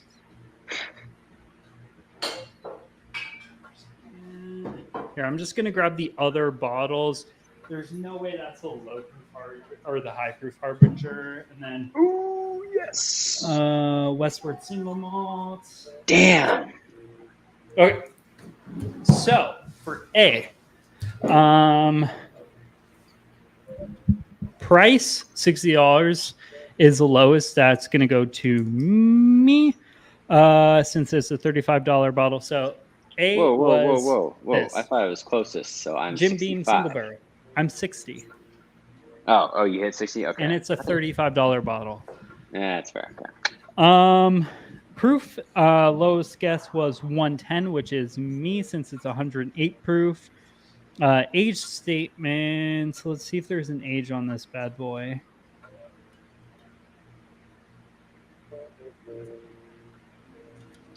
date barreled, date. Don't see. Bottle. So there's a barrel number. So we could probably fetch an age statement, but we're just going to go non-age statement. So 0 points all around for that. Well, no, Alex said non-age stated. I did.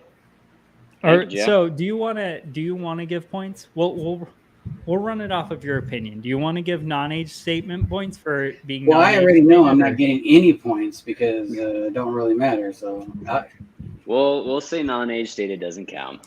Yeah, I would say it does. It's just it's a gray area. It's kind of hard, but it also I agree with you. But like I said, I would have said non-age stated for all of them probably. Right. That's the thing. It's just an easy guess, right? Yeah. You know. and then looking at the scorecards, so you guys all guessed rye, so you don't get any points for that. And we all guess not finished, which it is not finished. So I'm just putting zeros all around the board. So that means I have 3 points. You guys both have 0. What was your third point? This is making me look really good. I guess bourbon. Okay, got you. Whereas you guys guess rye. So it was very, very sweet, but also kind of spicy. And that's why I went the whole Russell single barrel. I almost guessed the maker's FAEO2 on that one. The only reason I didn't because it wasn't soft enough for that. All right, But guys. it's close. I have to depart early. Got to put the kid down for bed. Give me the results. Steve, I hope you lose. Joe, Oh, I yeah, hope we're you win. super late. All right, but Joe, good hanging out with you, man. Hey, man, my pleasure. Yeah, make sure Steve loses, okay? I'm counting on you here, okay? All right, I think it's a appreciate little you. late for All that. right, cheers, everybody. Cheers. Okay.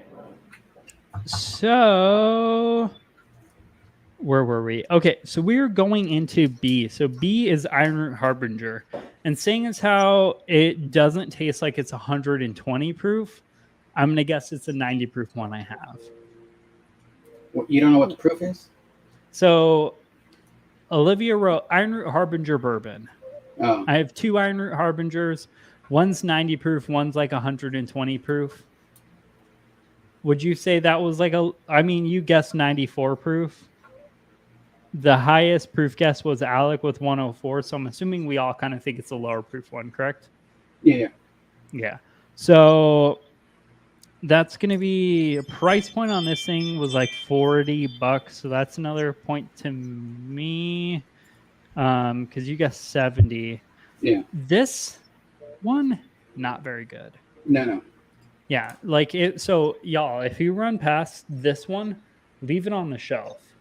Oh, Pick yeah. up the one with like the embossed seal. So like if the seal is like a piece of metal that sticks out, or likely plastic, but if it has things protruding off of the label and it's cash strength, worth picking up. If not, it's not very good. Jim Beam is 5-7 according to Mr. No. So if that was the case, I got a point on that one. 5-7.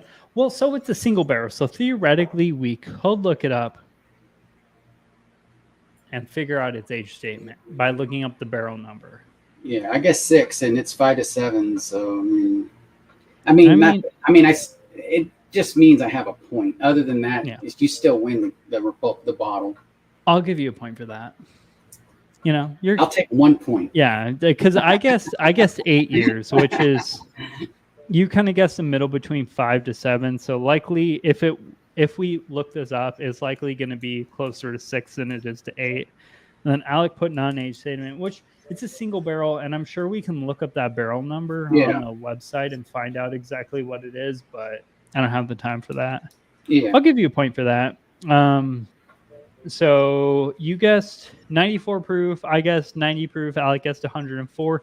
It is 45% ABV, so 90 proof. You guessed bourbon. Alec guessed single malt. So we both get 1 point. Alec gets 0 points. I guess Saints Alley. I did guess Iron Root, but I crossed it out and I put Saints Alley. You know why? Because when I look back at your bottles right there, that's the bottle I was saying that it was. These ones right here? The one that you pulled out, the only thing is I can't read it, and I thought it said Saints Alley. Yeah, this. So that's the bottle I picked, the exact bottle I picked that you pulled out. No lie. I'm not just saying that to get a point. That's the exact. I was looking at that bottle. I said, that's the bottle that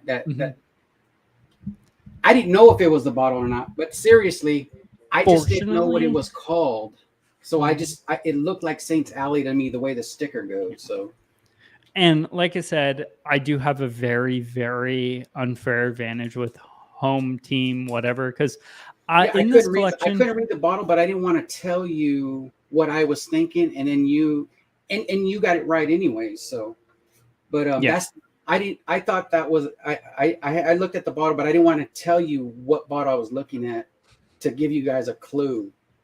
You know what I mean? Yeah, I know. So I called it what I thought it was because I couldn't read it, and it just looked like a Saints Alley sticker to me. Mm-hmm.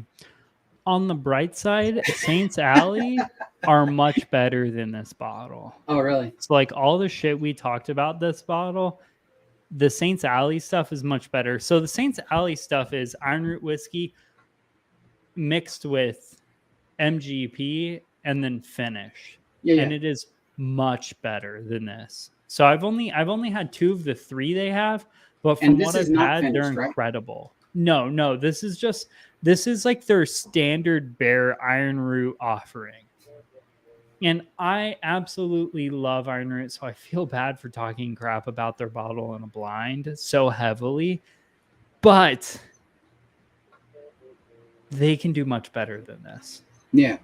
This ain't it, folks. This is not it. But cheers, Mr. Lopez. I love all their other stuff. Cheers, Mr. Lopez. Nice to see ya. Iron Harbinger. Yeah, so pretty much, unless is this age stated anywhere? So this is 32 months old, so that's like 2.5, 2 3/4. So that means you get a point there. Saints Alley.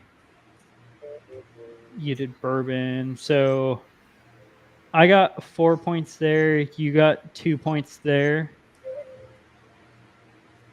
And then Alec. Even though I picked the 0. Bottle, I just didn't want to tell you what it was. Yeah. No, it doesn't. You guessed a completely different label. But because I couldn't read the label, I was looking. I swear, I'm not trying to get a point. It doesn't matter to me. You still got 4, but I was picking that bottle, but I couldn't tell you. Either way, it don't matter. It doesn't matter. By the way, have you had much Iron Root stuff? Because now I kind of feel guilty. I have the Harbinger. I have the Harbinger, but I got the cast strength one. I don't have that one right there that you have. Then I don't have the 90 proof. Okay, yeah. Well, stick with the cast strength one. One that I think you would love, the Iron Root Hubris. It's like they're all corn whiskey. Next time I send you some samples, I'll send you some stuff. So yeah, if you get nothing but hitters, you know I'm the one who made the blind. If you get random whatever the heck this is, then it's Olivia who picked the bottles. Olivia, I really appreciate what you sent. Yeah. And then the final one is Westward, which Alec gets a point for the price. So it's going to be, she just wrote Westward single malt. So I'm assuming it's this one because all the other ones say some sort of finish on them. No. Shit. Let's see. Yeah. So this is a 45% ABV, 90 proof single malt from Oregon, which I'm a huge fan of these. To be fair, I thought it was Balcones lineage. Yeah. But with single malts, there's an inherent like funkiness about it. So like it's really funky. I thought it was a Texas single malt because it was super malty, but it turns out it was just normal Westward Oregon single malt. Which, by the way, if you guys haven't tried some single malts, you definitely should. What's the proof on that one? Proof is going to be 90 proof because it's just their single barrel. Basic. No, it's this is just their normal, just entry level offering. Oh, gotcha. I know it's funky, right? Yeah, it's really weird. Like I don't really believe this one as much. I don't know. I could have sworn to God it was this Balcones lineage. I was super confident on that. Yeah, so you were. You downed it. So Alec gets a point for that.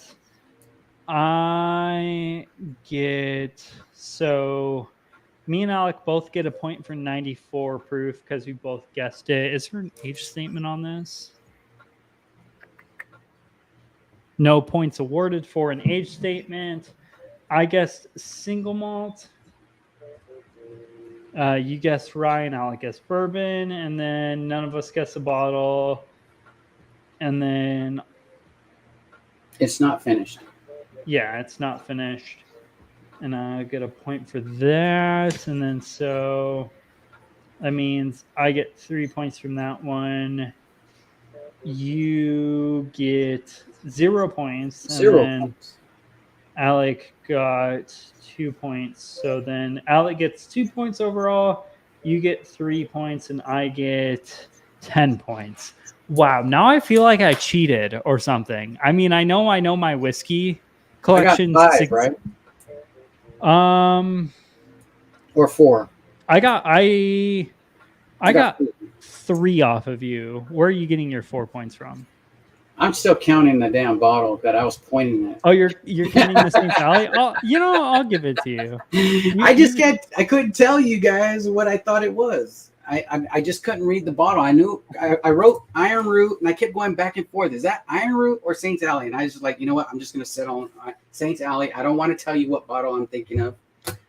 But I'm going to be generous, and I'm going to give that bottle. So that puts me at 10, you at 4, and Alec at 2. I mean, that being said, like, I had a very significant advantage. Well, see, that's why I like my game, because we're both at a disadvantage. Yeah. No. Moving forward, if I'm doing some sort of, so this was a kind of a last minute plan. Yeah. Normally this is a thing between me and Alec, and Alex had most of these bottles in one way or another. And honestly, the only reason I picked Iron Root Harbinger was because of you. Really? Like you were like, so I was going down the route of it was the Australian twofold whiskey.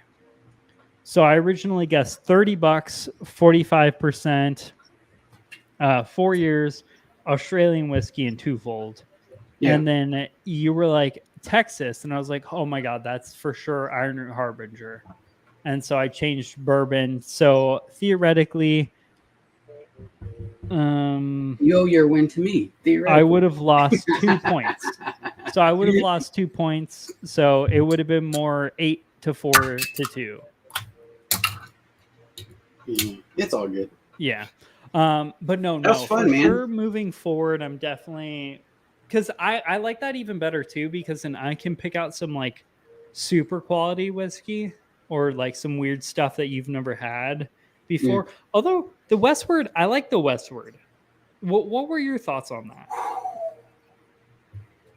You're torn with it? I'm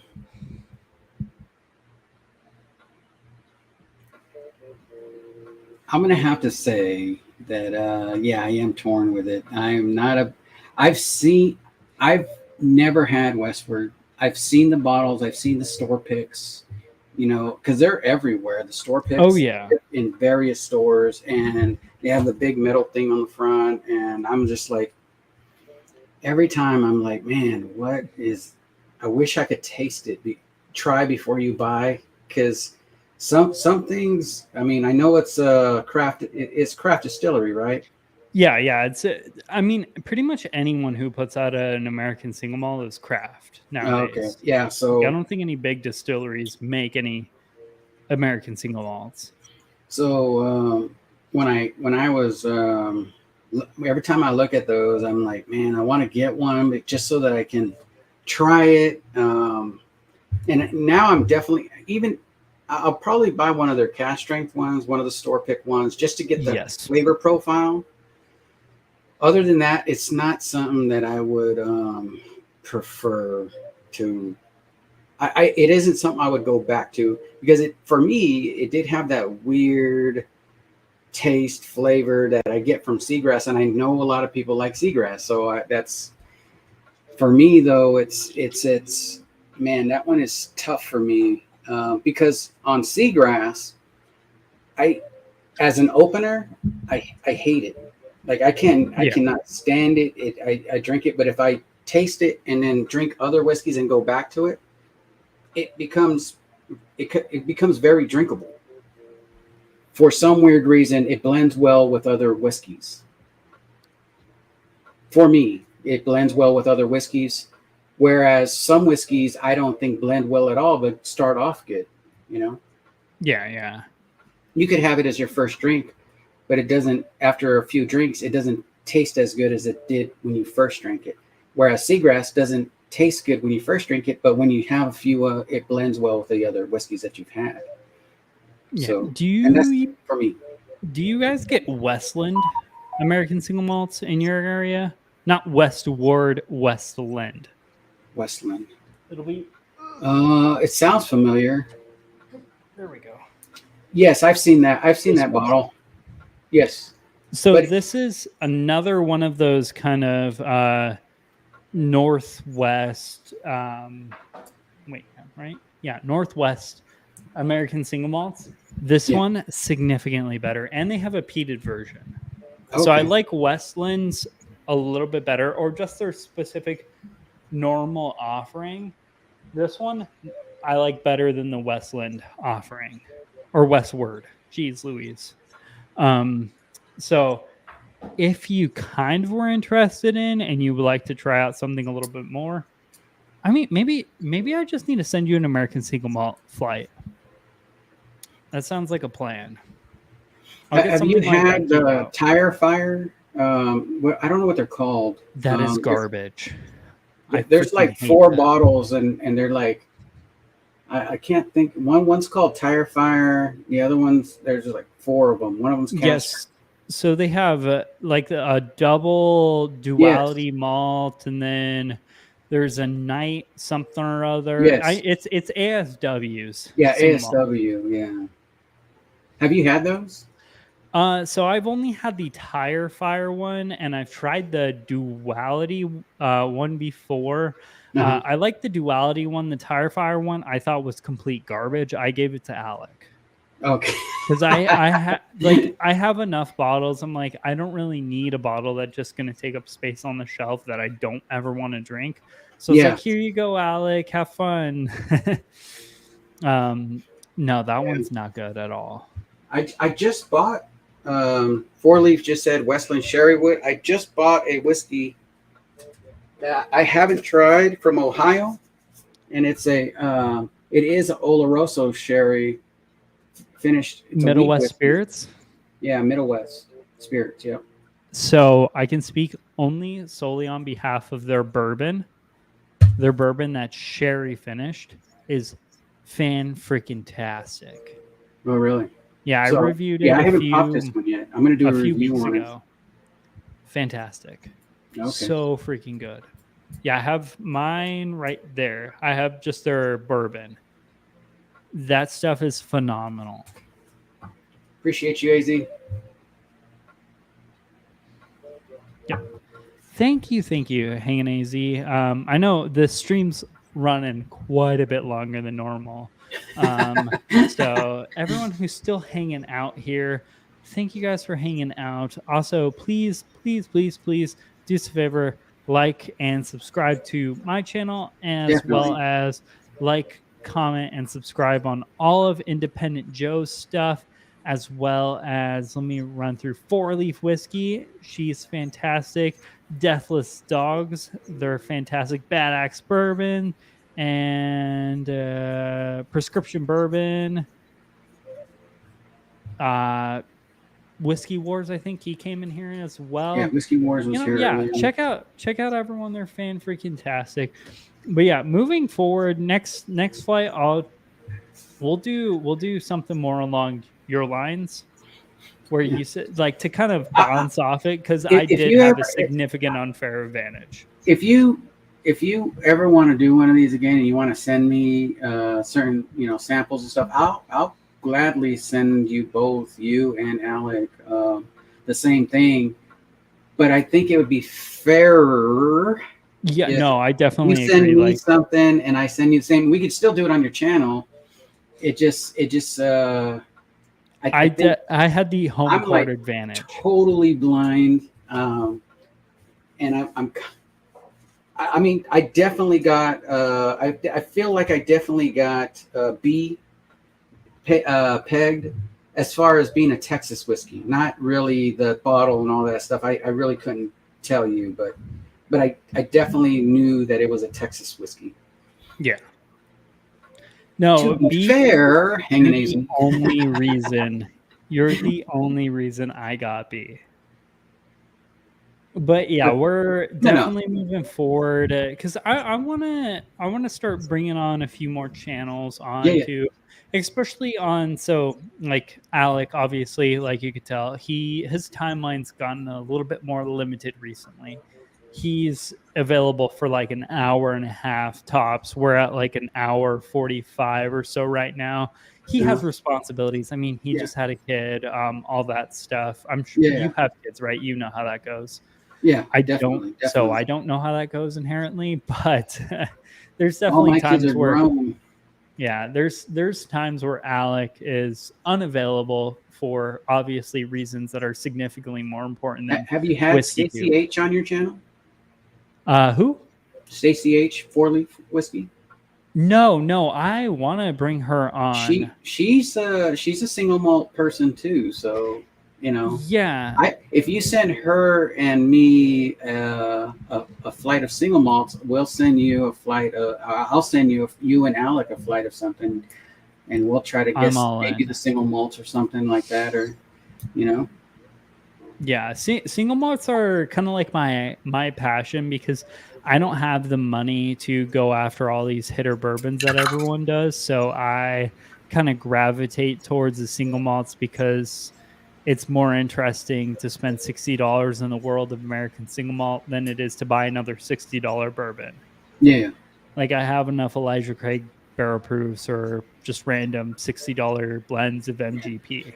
Well, see, I was trying to, keep up and buy the A, B, C, D, and then I just stopped. I was like, you know what? I'm gonna buy one.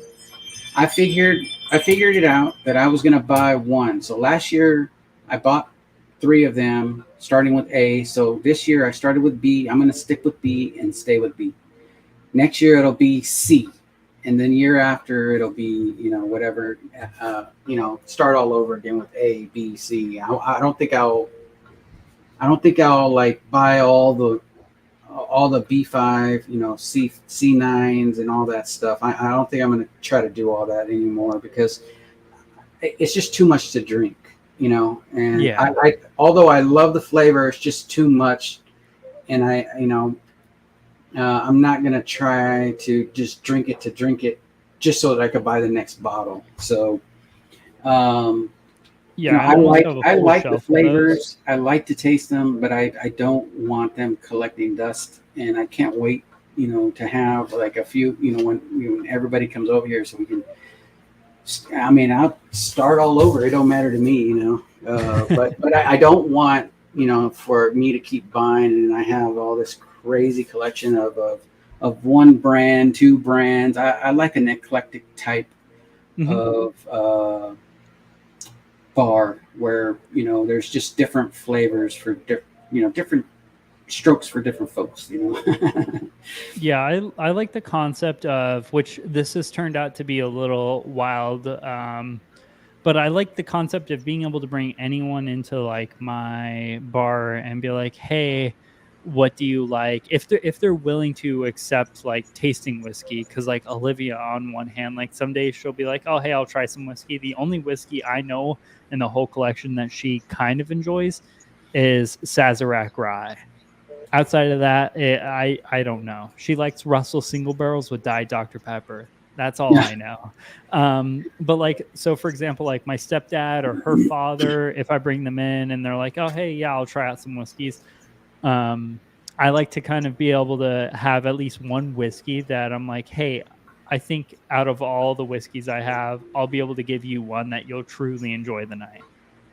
Like last time my stepdad came over, we were pouring Doc Swinson's Alter Ego, which is their sherry, cognac, and something or other finished whiskey. And it went over super well. It's fantastic.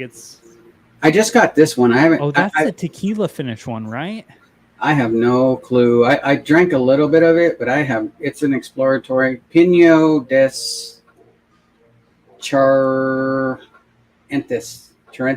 That's a cognac and tequila finish one, right? Or I don't know. I would say yeah. I just bought it because I knew it was a different label than what I have already. And I like to find different ones that have different flavor profiles. And I knew this one would be different, but I only took a sip, and I just wanted to let it open up so that when I do a review on it, then I can already have it already, like, I don't want to say neck pour because I don't know what I mean. I guess there is a neck pour if you but once you do this, I mean, where's the neck pour? So yeah, I don't believe in the concept of neck pour per se. I believe in like the headspace pour. So I feel like you need to get significantly farther past the neck for it to mean anything. Like for example, I believe with air and time, it does open up. I believe in that. This bottle. Yeah. This is what I considered the neck pour. This is how far I had to get down in 2 weeks to actually enjoy the bottle. That was one night. No, yeah, I mean it was about a week and a half, 2 weeks. That was a Russo pour right there. Hey, no comment. 4-Leaf Whiskey says, I prefer American single malt and American single pot still over bourbon. I think I'm just at the point where I enjoy things that aren't just Kentucky bourbon. Like, I love a Kentucky bourbon, and I always gravitate towards that more often than anything else. Just like freaking Joe going in for the bottle chug of the Fable Folly, or I think that's what that one's called. But like, there's something different about like single malts and single pot still. So I don't know if I would say I prefer them over bourbon, but you know, I feel like I need a change 40% of the time. I need to try some scotch, some American single malt, and I'm American all the way, so I find it easier to go deep into American single malts and scotch because you can suck your 40%. I want 45 at least.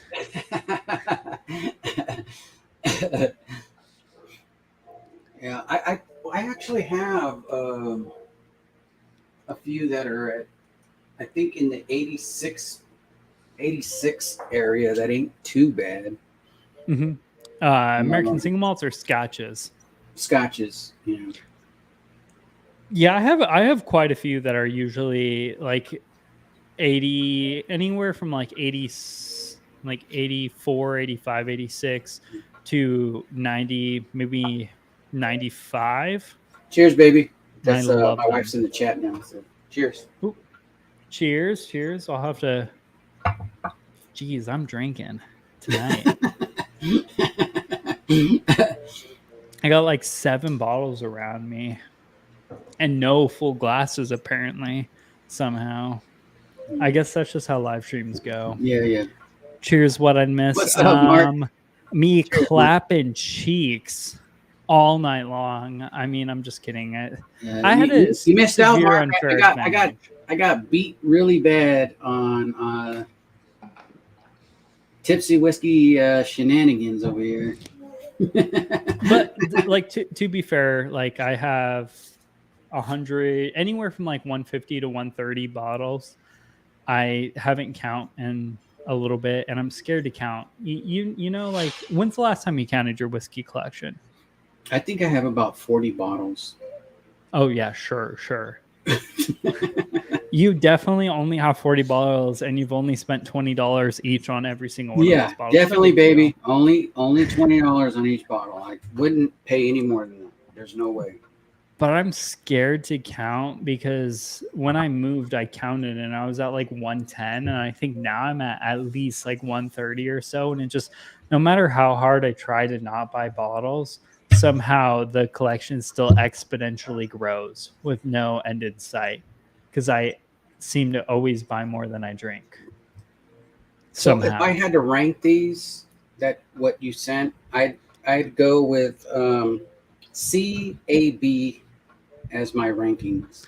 C's your favorite? Yes. I'll take that.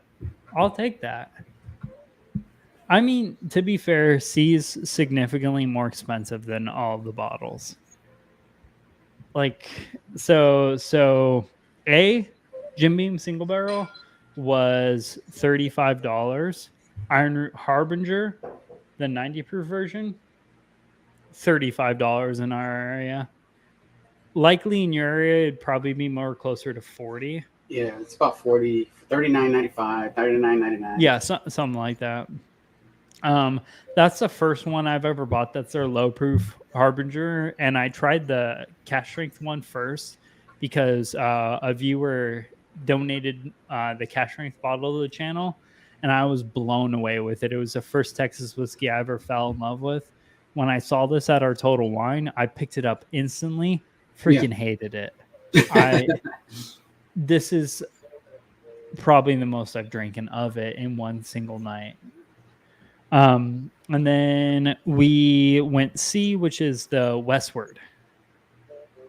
Which this is an American single malt. It's fairly good. It's a little on the pricey side for just a 90 proof single malt because it's like 70, 75, probably in your area closer to 80. Where definitely the cash strength store pick is around $89.99, $90. You know. Yeah. Where like picks are anywhere from 90 to 100. Yeah. So at that point, I would strongly suggest picks because I have a pick of that, and it is head and shoulders above this stuff. Is that one finished in any certain way, or the pick you have? No, the pick's not finished at all. It's just a single barrel? Yeah. Okay. But it's so much better. And if you can find, so they have at least the two I've tried, the They have a stout finished one and the Pinot Noir finished one. The Pinot Noir finished one's so much better. It adds so much more fruit. It becomes so much fruitier. It's fan-freaking-tastic. I love that stuff. Wow.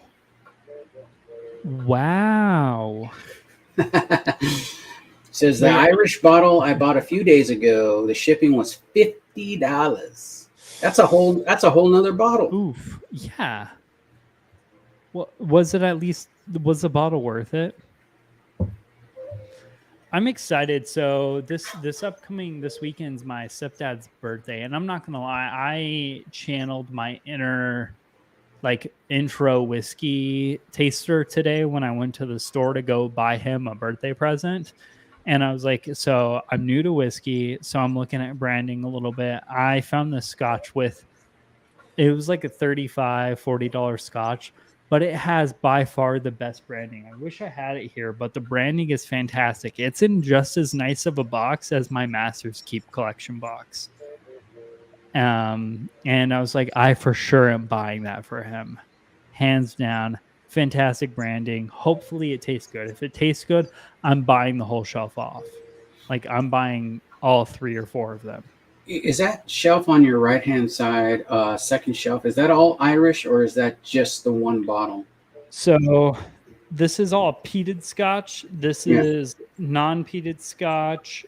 And then I have 2 bottles of Irish and then American single malts. And I have more American. Those are the only 2 shelves you have that's of Scotch or Irish. Yes, or do you have it scattered? No, I have it generally organized in the sense of. Oh, geez, let me fix my camera for a sec. Okay, because I was looking at that Craig Isle. Is that the 33-year-old? Yes. Yeah, How that was a gift. I've been looking at that bottle for a long time. For the price, a 33-year-old Scotch, I've been kind of holding myself back from buying it because the price is... It's fantastic. Really? I can send you a sample. I'll send you a sample. So that's a tough one for me because it was a gift. I didn't buy it. The most expensive bottle I bought was at Master's Keep. Is that the 17? Yeah, the 17-year-old bottle and bond. I spent $200 on it. It was right before or right when whiskey went insane. Yeah. The start of 2020. Yeah, I got mine at $150.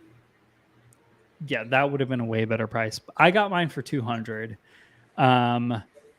That's Craig Isle, I think it's $250, $280 or something like that. It's insane. It was a gift from me from my stepdad. I love it. It's by far the most complex whiskey I have just on its own. It's super evolutionary. It's this weird dance of super it's an Islay, right? And fruity. Isla? It's an Isla? Yeah, it's super sweet and fruity, and then it has a smoke, but it's kind of more of an undertone of smoke.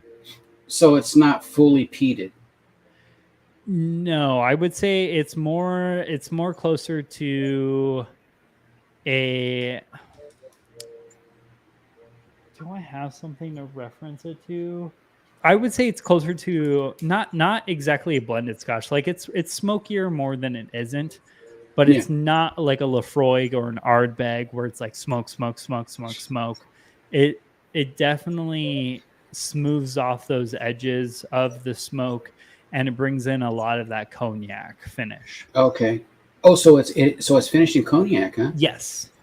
I'm buying it. I'm buying that thing because Let me send you a sample first, just in the off chance that you don't like it, because that's a lot of money for a bottle of whiskey. And I have, for sure, a lot of whiskey left in there. Okay. Well, so I'll send you a sample. Okay.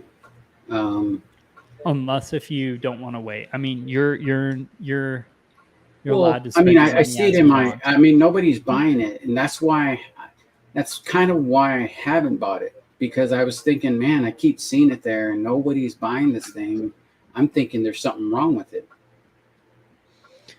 Because Um. I could buy it at a number of stores that have it at the same price, and I would get it tax free.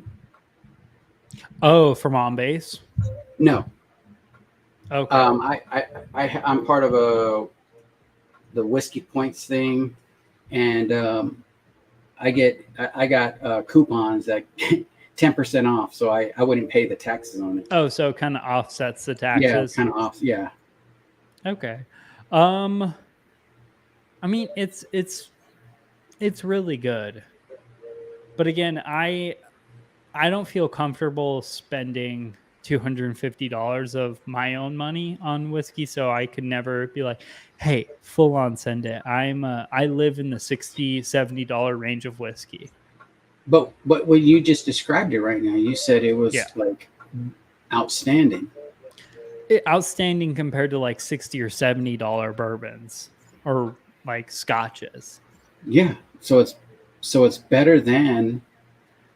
Yes, I will say it's better than, but is it Do you get? I mean, because at 4 times, 3.5 33, times? 33 years old, which how are you going to find a 33-year-old whiskey at 240, 250 is that's kind of tough to do, Yeah. to find. So is it? Do you? Where is that just sitting on the shelves? Is that at like a Total Wine or something like Any that, or a Total Venmo? Wine, they have them just sitting there, like nobody's buying it, and Yeah. that's why I was like, man, every Total Wine I go to, I see it and I want to buy it, but I'm like, because to me, 240, 249.99, and I know I'm going to get 10% off that, so that I wouldn't have to pay for the taxes. I'm just thinking, value wise, for a 33-year-old whiskey, you can't find that.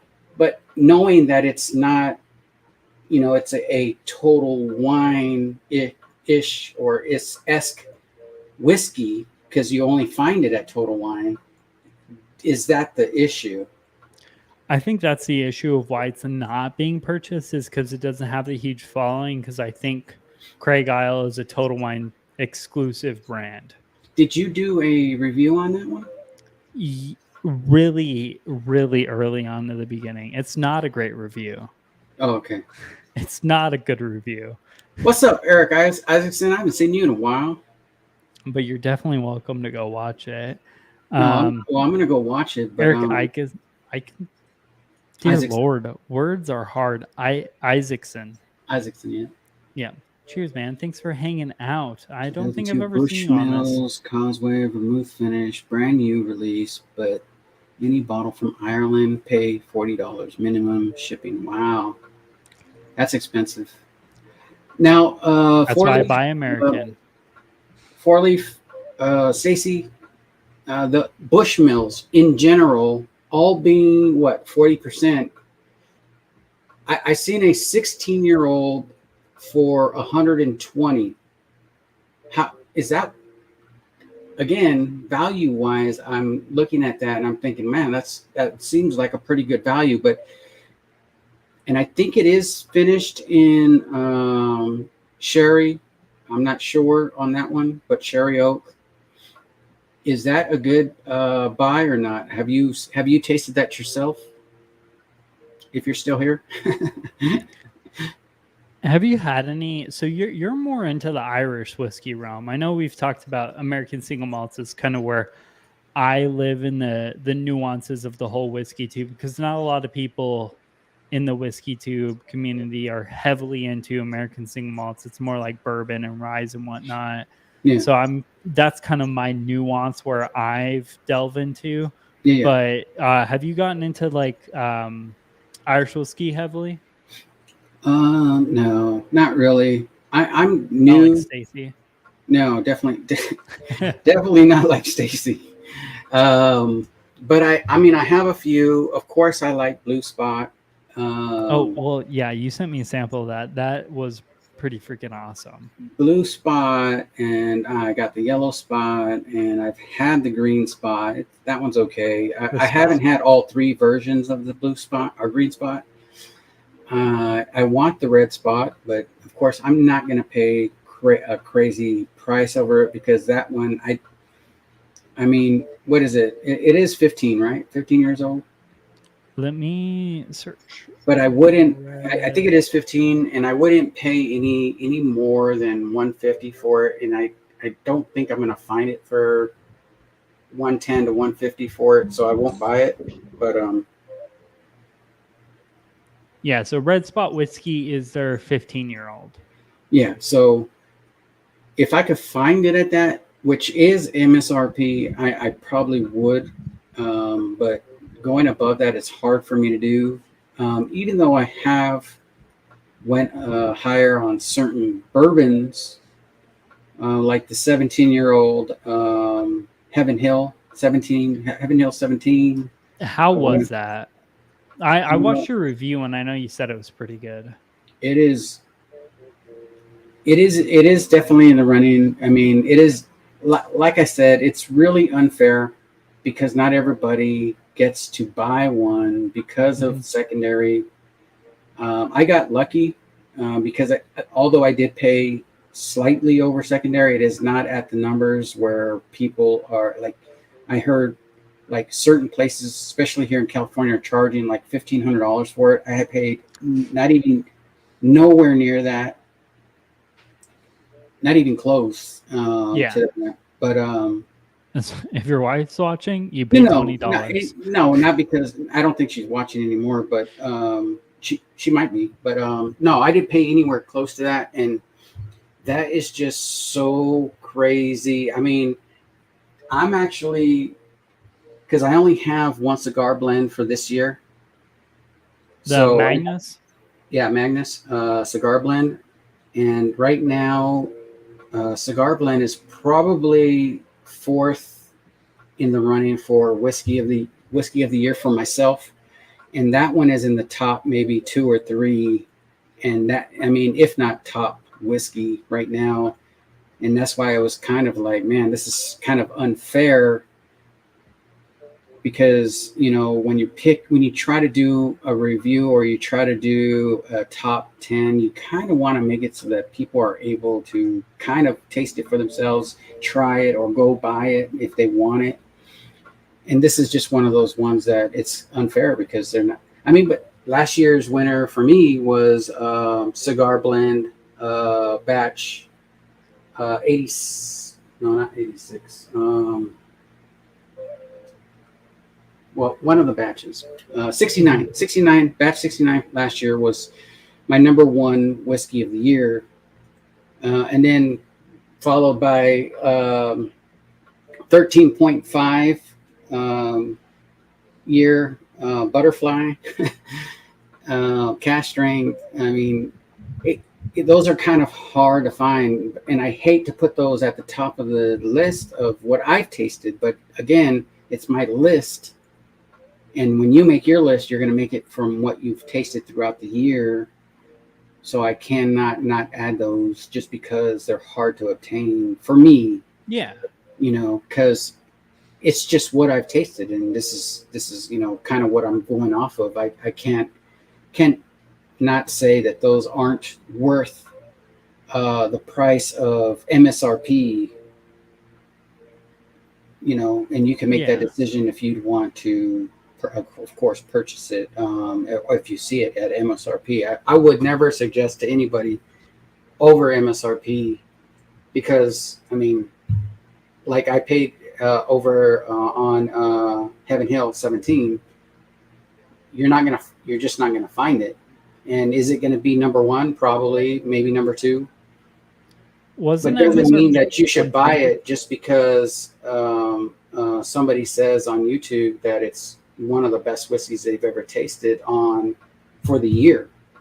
Because there's a lot of whiskeys that are pretty damn good that are still out. That come out every year. Of course, you got your Elijah Craigs, you got your Larcenys, you got your standard ones that come out every year, but sometimes with these other ones that come out, I mean, I can't fault them because a liquor store decides that they want to overcharge on something. That's not the distillery's fault. That's not their expression's fault. Yeah.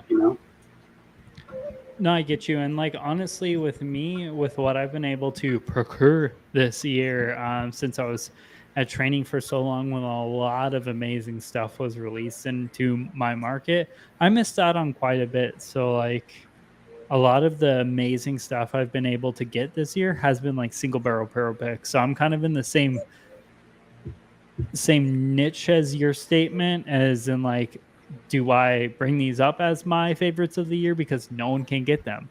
Yeah. What's the point of doing a review of a single barrel pick from a local Arizona community that I got that no one will ever be able to try unless if you live in, Phoenix, Arizona from, Yeah. June to July when it was there. And that's what I think too, is because, like when you talk about single barrels, if you have any single barrel, if you have any, that's my ringtone. If you have any single barrel, once that barrel is gone, what's the difference between that single barrel? Just because it doesn't cost such and such amount of dollars and that it's never been heard of, it's still a single barrel. You're never going to taste it again because it's the one barrel, so it's not a batched item. It's not a blend where, or it's not an annual release. It's a single barrel. So you could say that about most things, and as far as Eric, this is more of a question for you because I've never had Magna Cigar Blend. Well, then I got to send you a few Magna Cigar Blends. I'll send you some Craig. You send me some of that. We'll make it work. Don't worry. Yeah. So definitely. I'll send you. Mojo 88 has his favorite is batch 50. I just found that out. I don't know if you know who Mojo 88 is, but I know. I've talked to him before. Cool dude. His favorite batch is 50, and I got to get him a sample of 50.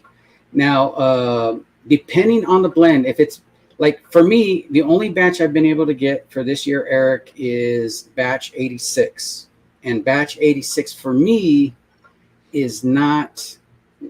It's good. It's in that profile, but for some reason it's off for me. It's not, and I put it right now in the top 10. I don't even know how far in the top 10 until I actually go over all the bottles that I'm going to put in my top 5, top 10, whatever it is. It might be number 10 as of now, and then when I go over them, it might maybe get better, maybe get worse, maybe fall out, but as of right now. So that's the first one I've ever had where I was like questioning Magna Cigar Blend. So if it's that batch, then I'd say pass. Otherwise, I don't care what batch it is. If it's other than 86, because I've had it, I'm going to 230 for me is a buy. Anything above 250 for a cigar Magnus batch 74. I had a chance to buy 72, but they wanted 300 and I passed on it. Anything above 250, I'm definitely not gonna. I'm not gonna buy it. I'm not gonna entertain it for a cigar blend. Although they are really good, and if I didn't have one, I might go up to 300 if I didn't have one just to get one. Other than that, I wouldn't go above 3. Since I have them, I won't go above 250. 230 for me is a buy for me. But I couldn't tell you consciously to spend on a batch I've never tasted. I could tell you 50 is awesome. I could tell you 69 is awesome. And I could tell you batch 22 is freaking great. So outside of those, I mean, I've never tasted a terrible one. 86 for me is just a good whiskey. It's not a great whiskey. Definitely not worth 250. Yeah. And that one I got for 190. So 180, 190 or something like that. So I just found it on a bottom shelf. I got lucky. I walked in a store and it was just sitting there, and I was like, is that the right price? And they're like, yeah, why? And I was like, nothing. I'll take it. I don't think I've seen any of those ever. Like I've seen, so I've seen some Magnus stuff, but never the cigar blend. Yeah. So that's one of those unicorns I've never actually even seen, let alone had the availability to purchase.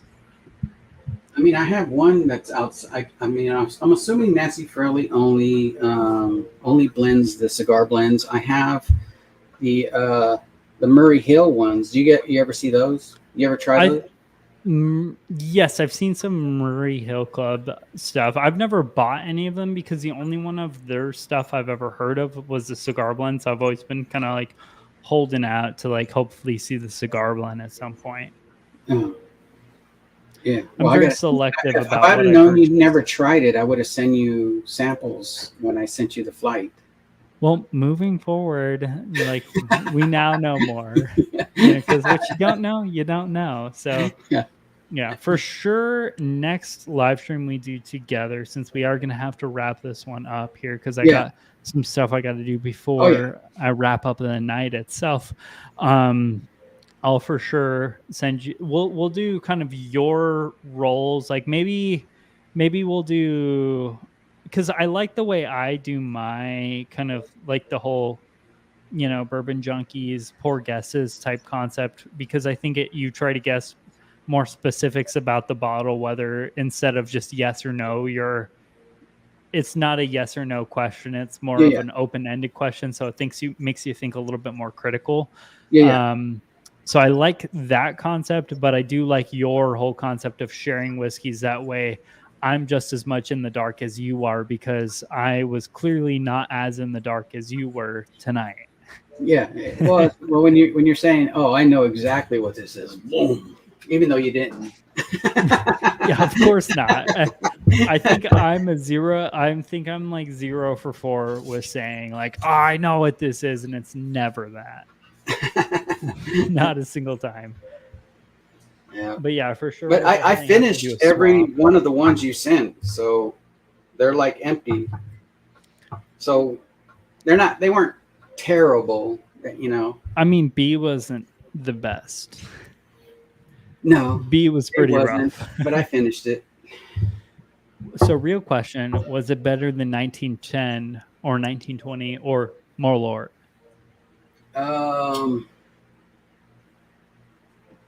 You forgot to add one on there.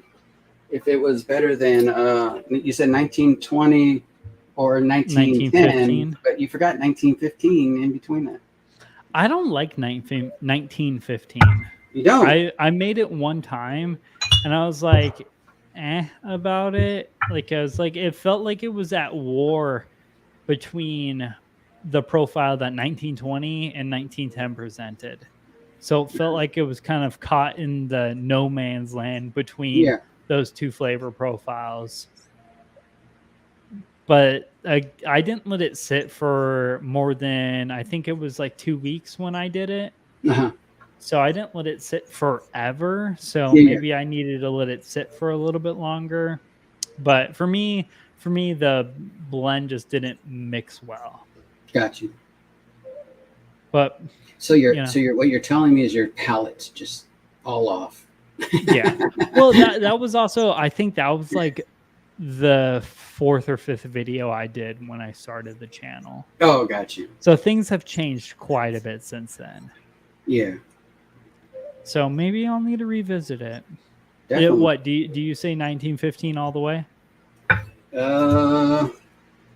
All the way? I don't know about all the way, but I guess I can. I mean, arguably, out of what we've drunk, I'm gonna say 1910 and 1950 are better or just as good as all these, because I for sure think it's better than A and B. Westward single malt, it's a different flavor profile. I don't think you can compare it. It's comparing apples and tuna or steaks. Well, it's 104 proof, supposedly, if you go in between and all that other junk. But I mean, you don't never know.